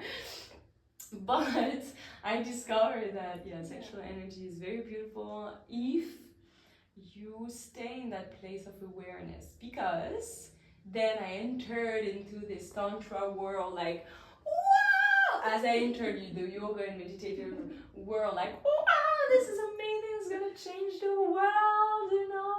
And then I was like, oh, I see all the shadows and all the things and all the ways people can use it to make it bad for themselves. So Tantra is the same. Like at first I was like, oh my God, it's gonna heal humanity, it's amazing, I'm gonna go to all these Tantra workshops and things, but still, freeing yourself, and this is beautiful. But then I went into the sex positive environments and polyamorous, like breaking all this, conditionments to find like, what do I want? What is true for me? So I guess, this is a beautiful spaces to explore, but also to stay conscious that, sexuality is beautiful, but at some point also integrity and holding this energy for yourself and as something very sacred, then not sharing with everybody all the time, not like, so it's like I did many, many things. I've explored everything, I feel like, in this life. It's beautiful. But also, there is good and bad in all. Yeah. And I feel like what I'm telling and what's my truth might not resonate with somebody. And I'm telling you, follow your truth, don't follow my words. It's just an inspiration if that talks, if that resonates. But my journey doesn't have to be shared with everybody. And so, sexual healing in my bathtub in March 2020. Then all the Tantra world. And then I came back to my partner. And this was also another journey, because I had to see that even if I knew how to give me all this pleasure, and now I have all of this, I didn't really like what it was doing so much. And he was too fast, and he was too in his head, not in his body. And this is when I understood that it wasn't only my sexual trauma and my own sexual liberation. It was also him not being that evolved with it. Also, I needed to go through his own healing journey, and that's why together we went to this polyamory, because Are you still together? No. So we had 3 years of monogamy. So we met again. He asked me actually to get engaged, and we almost married each other and stuff. But then we've seen that there were this need for him to also go through his own now healing journey. So that's why, and also his healing journey was a bit different than mine, because for me, like, we could have gone through this together, but he liked, he was like into BDSM, and this kind of things, and so he needed to explore also on his own, and we were so in love and so in communication and so in integrity, he was practicing also a lot of yoga, and so we were very, it was really a beautiful experience of going into those spaces to learn all those things, sexuality, and so that was really beautiful. I went to those BDSM spaces where actually it's going even deeper with the release of the shame, because you talk about like weird fantasies and all those things, and it's fine. And that all of you is accepted even in the darkest, weirdest place. So I think even if I'm not too much into BDSM, it healed something in me of like, even if I'm the weirdest freaking weirdos, I'm loved somewhere. And I freaking deserve to be, no matter who I am, I deserve that there is a place for me, there is belonging, there's those people there to freaking celebrate your shadows, da da da. And so, yeah, it's like, first accepting it is the first step. You know, it's like, it's not about staying in your shadows and your weird fantasy, because I realized that most of my fantasy were coming from my trauma. And yeah, there's different readings about this and BDSM. Where does it come from? Why do you want to be beaten? You know, of course it comes to something. Doesn't mean it's bad and you shouldn't do it.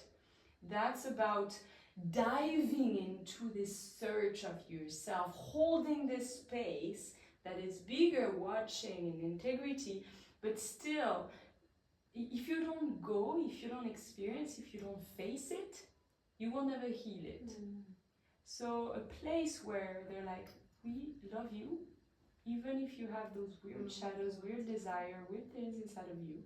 So you are able to, like, everything brings up to the surface, to then look at it, to then heal it, to then choose. And so I allowed myself to dive into all those things, to be completely unashamed about the fact that one of my fantasies was to be raped, you know, and to not move, and my partner, and I was getting so excited and aroused about it. And at first I was ashamed and everything, but then when I released the shame, that I allow myself this, then I could choose. Before, you know, for some people in BDSM, it's like, only if I receive this, I can have pleasure.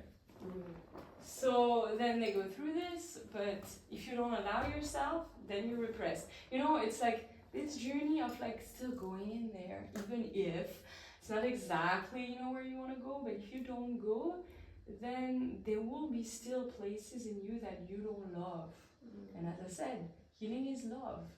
So once you can hold every aspect of yourself with love, then you have choice.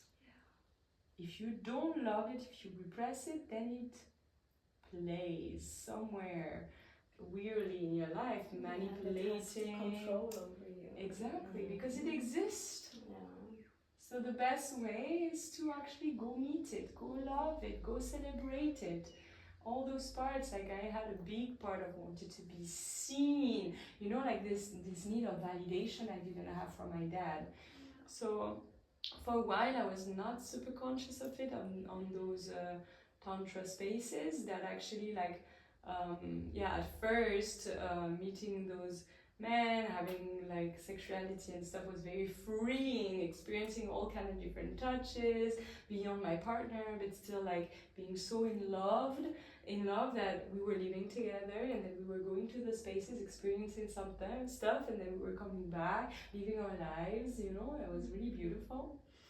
And then he wanted to go more like BDSM and me tantra, so we separated, but like that was the most like fluid, beautiful relationship I've ever had, you know, like so beautiful. And so then, you know, I kept on going in those spaces, and then I realized, you know, at some point, like the search for validation, you know, when then I was free in my body, completely free with my nudity, with my body, you know, like then with my sexuality, I know what I like, saying no, because you do that a lot in tantra spaces, consent, saying no, in sex positive environments, you learn like non-verbal consent. So then you learn all those like tapping, so then the person take off their hands, you know, redirection. So I've learned many things in different spaces, so I think they're all very valuable. But if you kind of keep on going, or, you know, then it can also play some shadow.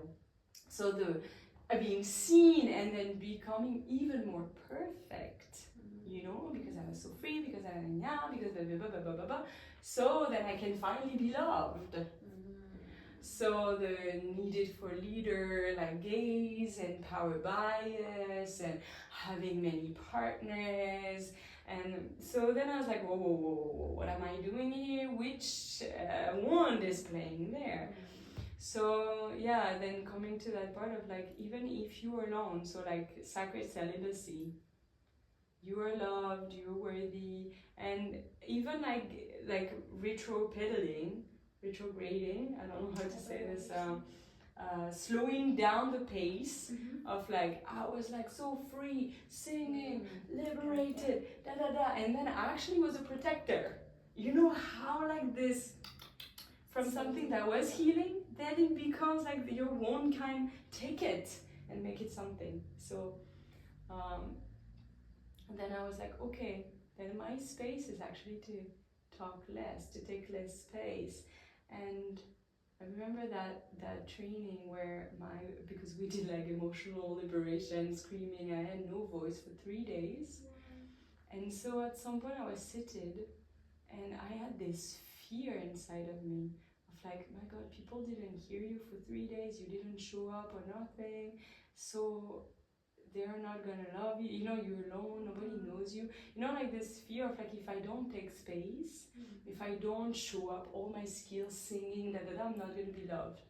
And I was like, wow, this is my inner child. And now I'm like working a lot with her, finding the balance in between, where is my authenticity and inspiration for people to show myself, and where is it where I'm protecting myself from being vulnerable and feeling worthy just as I am. Just being. Yes. Yeah. Wow, that's deep. Yeah. So that's where I am. Wow. In my journey. Yes. Wow. Thank you. And how old are you? 32. Wow. Okay. Yes. So after this partner, because I guess that's also a cool story to say, but yeah, I was into this polyamory, and at first with him it was really beautiful. We learn, we grow. But then, yeah, I met a lot of like avoidant attachment style in that environment, you know, because it's kind of like, oh, I can have many partners. So then the wound of the fear of being stuck, because maybe for this person, which I don't have this avoidant attachment style, but for these children, the love was suffocating, was overwhelming, was too much for the inner child, yeah, for the child. So then love is scary. Love will take away my freedom. That's avoidant attachment style, right? You were that? So maybe a mother or whatever figures, it was a bit. The love will get myself away from my freedom. My parents didn't care at all. I was like the opposite. I could do whatever the fuck I wanted. Even with my dad, not being at home was better than being at home because of this craziness, and they didn't care about us. Like at 13 years old, I was outside in the street. I was like already, you know, like even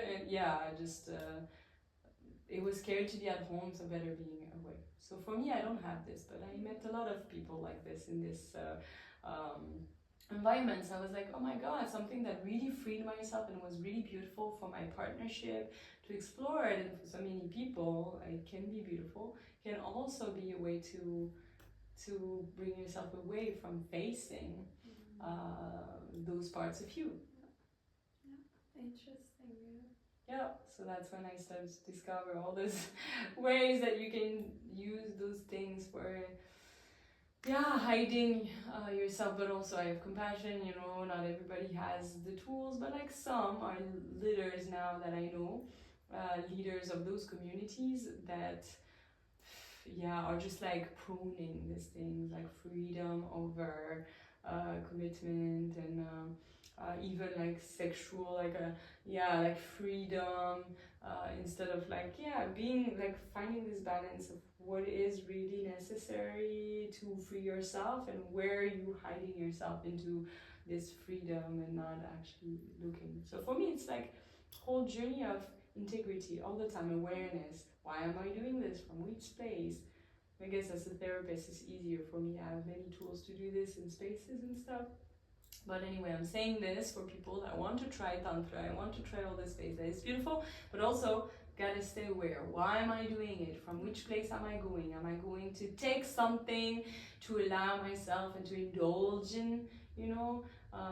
There's like hedonism of like indulging and coming from a place of like making your partner cry and naming this freedom, and love is beyond attachment, so using all those spirituality to then not look at yourself. It's called spiritual gaslighting, and I've been through that also.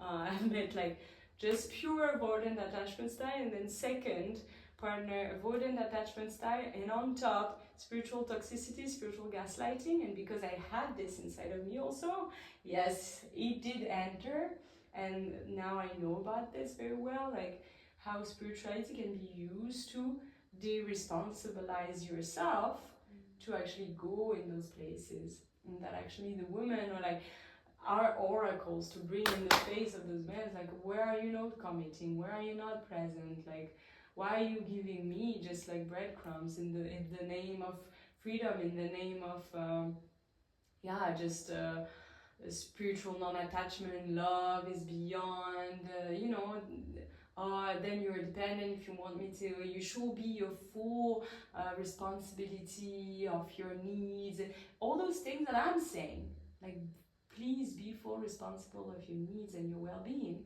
but using it in a way, you know what I mean, that actually de-responsibilize you from taking a necessary place in a relationship, to be a good person, to be in integrity in your relationships, you know. No, I'm just consciousness, and I'm everything with all, and present moment. Why are you talking yesterday? You should be present in this moment, and all this bullshit, you know. Yes. So then, you know, now completely single, being my inner lover, focusing on building this business and my purpose. And whenever I'm gonna have time, he will arrive. I do believe for now I'm giving myself all I need and connecting with sisters and to men in a ways that there is no, like, all the time this seduction, need for validation, eros everywhere, you know, and just being, supporting as human. Because at some point I was also gaslighting myself with I need to be complete on my own. You know, so rejecting this human need of socialization, because we're social creatures. So anyway, I heal all those things, and I know I'm a human, and being a human is divine and beautiful, and I need my people to support me. I'm not this warrior that do it all by herself, you know. So asking for what I need, still feeling that I deserve to belong, even if I'm wild and free and unapologetic. And how can this can be centered in the heart? How can you be free in your sexuality but still being very committed to the sacredness of it and what you deserve? Yeah, so beautiful journey so far. Keep on working on this FOMO, to commit to this business, and all this inner teenager that is like, I just want to smoke and hang out at the beach. Taking care of all those parts of me, giving them some space to express, hang out, you know? Because repressing it will make it even bigger. So embracing all those parts of you, giving them space. So yeah, that is it. I think I said everything. And I'm so grateful that you held that space for me, because this is really things that are like in my... I know I want to share the stories. I want to tell all of this, you know. So it feels so good when finally it's recorded. Finally, I can, have said all of those things that are so important for me. But you also need to make maybe some little videos on your Instagram. Yes. Or I saw you have a YouTube channel. I was your third. No, I don't have a YouTube channel. You have. I saw a video. You have 2 videos there. Maybe you can. You create another one. Yeah, of course, I will have to create it. You need to be seen from yes. women and men too. Yes, but then I need to really work hard with my inner teenager to be seated in front of the computer and do it, and this is what I'm doing. It's been 5 months, you know, it's a long journey to actually create this business. It's crazy. You see all those coaches online, and you're like, oh, that looks fun. You know, they have like the mini course, and they have, and you're like, oh, they're lucky to have like 40K like followers. I want to be them. But when you're trying, I'm telling you, those people, I'm like, I'm bowing to your commitment. This is so much work. For years. So much work. And I'm just starting. Yeah, sure, So. me too. We are just... Yes, and Yeah. we're gonna succeed. Maybe we will have another episode in 3 years or Exactly. something. When are you gonna... And Yeah. then you can tell us about your... No, I don't say this for now, but I said it to you before. Okay, we can say it. I was on my scooter yesterday. It was so clear. It was such a beautiful moment. I drive back home, and then I was preparing myself for the interview, and then I saw this vision, this this 40,000 followers. Yeah. Yes, and now so it's you still know there. to get to that place, you also need to be unashamed. You know, this is like this alignment, right? Like I want to be seen. I have something to say to the world. I have something, a medicine that needs to be seen. I'm deserving, right? And also, you know, like I remember being ashamed of wanting more followers because of the spirituality, like judging myself. Now I'm like, of course I want this. Of course it is amazing and beautiful. You know, not from a place of ego because I still have this little girl that needs validation. No, she has my own validation. Now I'm doing it for something bigger. And also for you. I think I always say this, it's really important that we are our number one, you know, because yes. There are a lot of spiritual people, they are just serving the world without ego. But we have an ego, and I think it's our most important, how can I say, being a human being, you know, that's the most important thing that we can do, because we are spirit and energy and love, but we are here to experience what is it about being human. Yeah, know? And actually I think it's very dangerous, as I said, like this guy that I had that was like avoiding, working on himself because of this toxic spirituality of like, I'm consciousness, all of the mind, all of this is illusion, desire is a bad thing, you can only be in the present moment. They are the worst people. Because why? Spiritual ego is the most yes. Oh my god. Because like, okay, you should, take care of your like you should. So then I remember this video of Sadhguru being like, yeah, you are such like in blissful state, like on your own and stuff, that whatever people around, like you're just like, yeah, this blissful all the time, like there is no emotion, you're just like, and for this guy it was like, yeah, I'm not touched, I'm not drawn, I'm not always, and so then like, where's the compassion, where is the nothing? No, I'm always good, I'm always up there, always is bliss, always is love. And with him, I went through abortion, like thanks to this baby that came to show me that was a good father for my child. So, and the day I was going through the abortion, it wasn't with me. What is abortion? Abortion is like killing the baby, getting rid of the baby. Yeah. So I went through this, and he was, in parallel, he was posting on Instagram, I'm so grateful for this beautiful day. And I was like, I'm decided to leave the baby today. And he was like, yes, but life is amazing. Always grateful, so super disconnected from reality. These feelings. Yeah.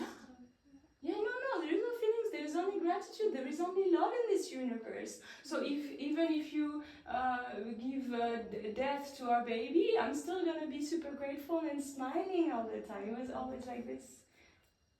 And I'm like, was he really always like this? Maybe I'm telling you, the dissociation was really bad. So much that I'm telling you, with all of my knowledge and everything I am, I needed time to get it. It was so profound. The spiritual bypass, the dissociation was so, for years of meditation, sitting up there and not looking,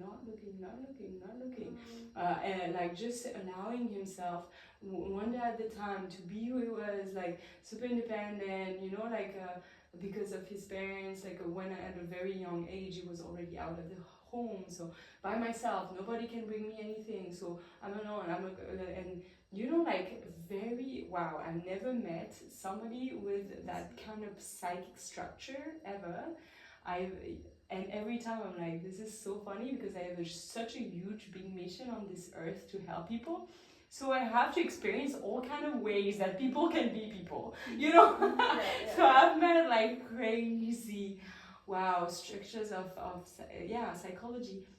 He was so like lying to himself, so he couldn't see, and so me, I was like, I couldn't access. I every time like I was looking at him, I was like, I can't know who you are. Like I can't access. I don't know what it is, you know.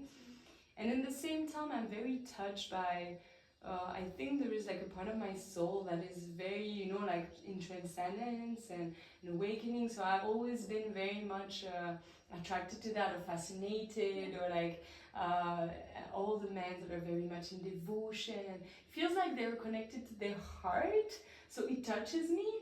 But actually, with him, it was coming from a fake place of like, yes, I'm in devotion. Like even he said something to me once, like, you can do whatever to me, I'm not gonna say anything. Like you can be violent, I'm gonna stay. You know, I'm gonna be devoted to you. And I'm like, this is very toxic. So I was like trying to teach him, so I stopped doing that also because, you know, as a therapist, savior mode. So teach him, teach people, So I lose myself. Like, no more teachable person. I deserve the person that arrived, and that can inspire me. At some point, this is why I left friends and everything, is because I was tired of being the one inspiring. I was so tired of not finding anybody to actually inspire me or rise me higher. Everybody was like, Lou, you're taking too much space, and like trying to make me smaller. And I was like, I need to get out of here. I need to find my community. I left everything, and it was really hard because I arrived and it was even worse. So I had to, even if nobody loves me, I'm gonna love myself. And this is where I came to that powerful place, is when I left everything believing that I was loved somewhere, and still I wasn't. Still the same comments I heard, and then at some point I started doubting, is it really me that is like not seeing my shadows? And but actually kept on loving, kept on moving. Now I'm at the right place where people love listening to me, be like, you have so much to bring to the world, and I'm celebrated, and I'm loving. I'm like, finally, my soul is home. Thank you, Gopenga. Thank you, Goa. So Goa was really beautiful. Wow. Yeah, and the right people, the right sisters, they wanna see you even bigger. Yes. They don't wanna see you smaller. Yes. You're too much. You are so much more. Yes. Yeah. This is what I do, you know, and this is why, like, I really feel like those little parts of me love the fact that I'm doing it for myself anyway. But like, wow, having this reflection from people, like that is what I'm saying at the beginning of my journey. You know, like this mirror and people, like we're a social creature. We need the support of others. So let's support each other to be authentically, even imperfect, you know, and supporting people. And the only distinction of like I'm supporting imperfection in people is when they're willing to look at it. Because I spent a long time with those people trying to teach them, but actually I realized that they were just putting the blame on me, and I was doing the work, but they were not able to see it. They didn't want to, they had no tools. And so at some point I was like, I'm not gonna love unconditionally, having compassion for people's imperfection. Only one condition condition is that they can doing from themselves, questioning themselves. Otherwise, they have to be ready. They have to really wanna change something in their life because.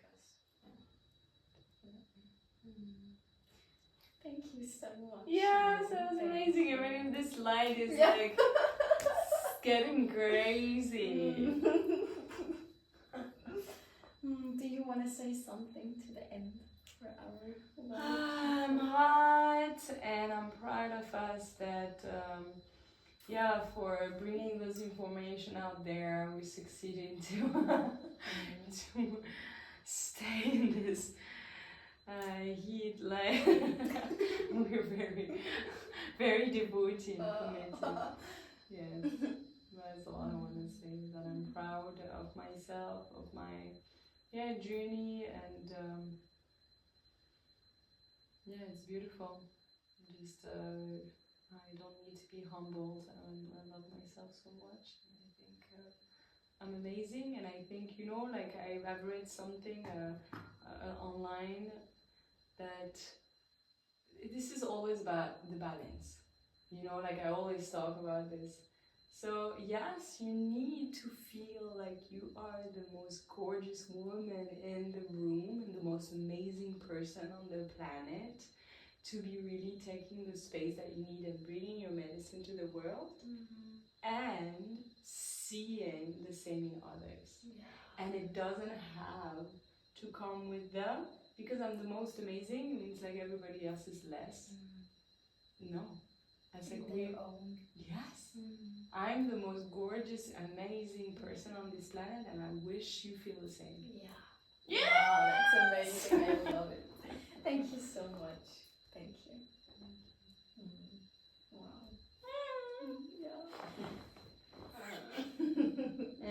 Wow, it was amazing. Thank you. Yeah, I'm so happy I said everything I wanted to say.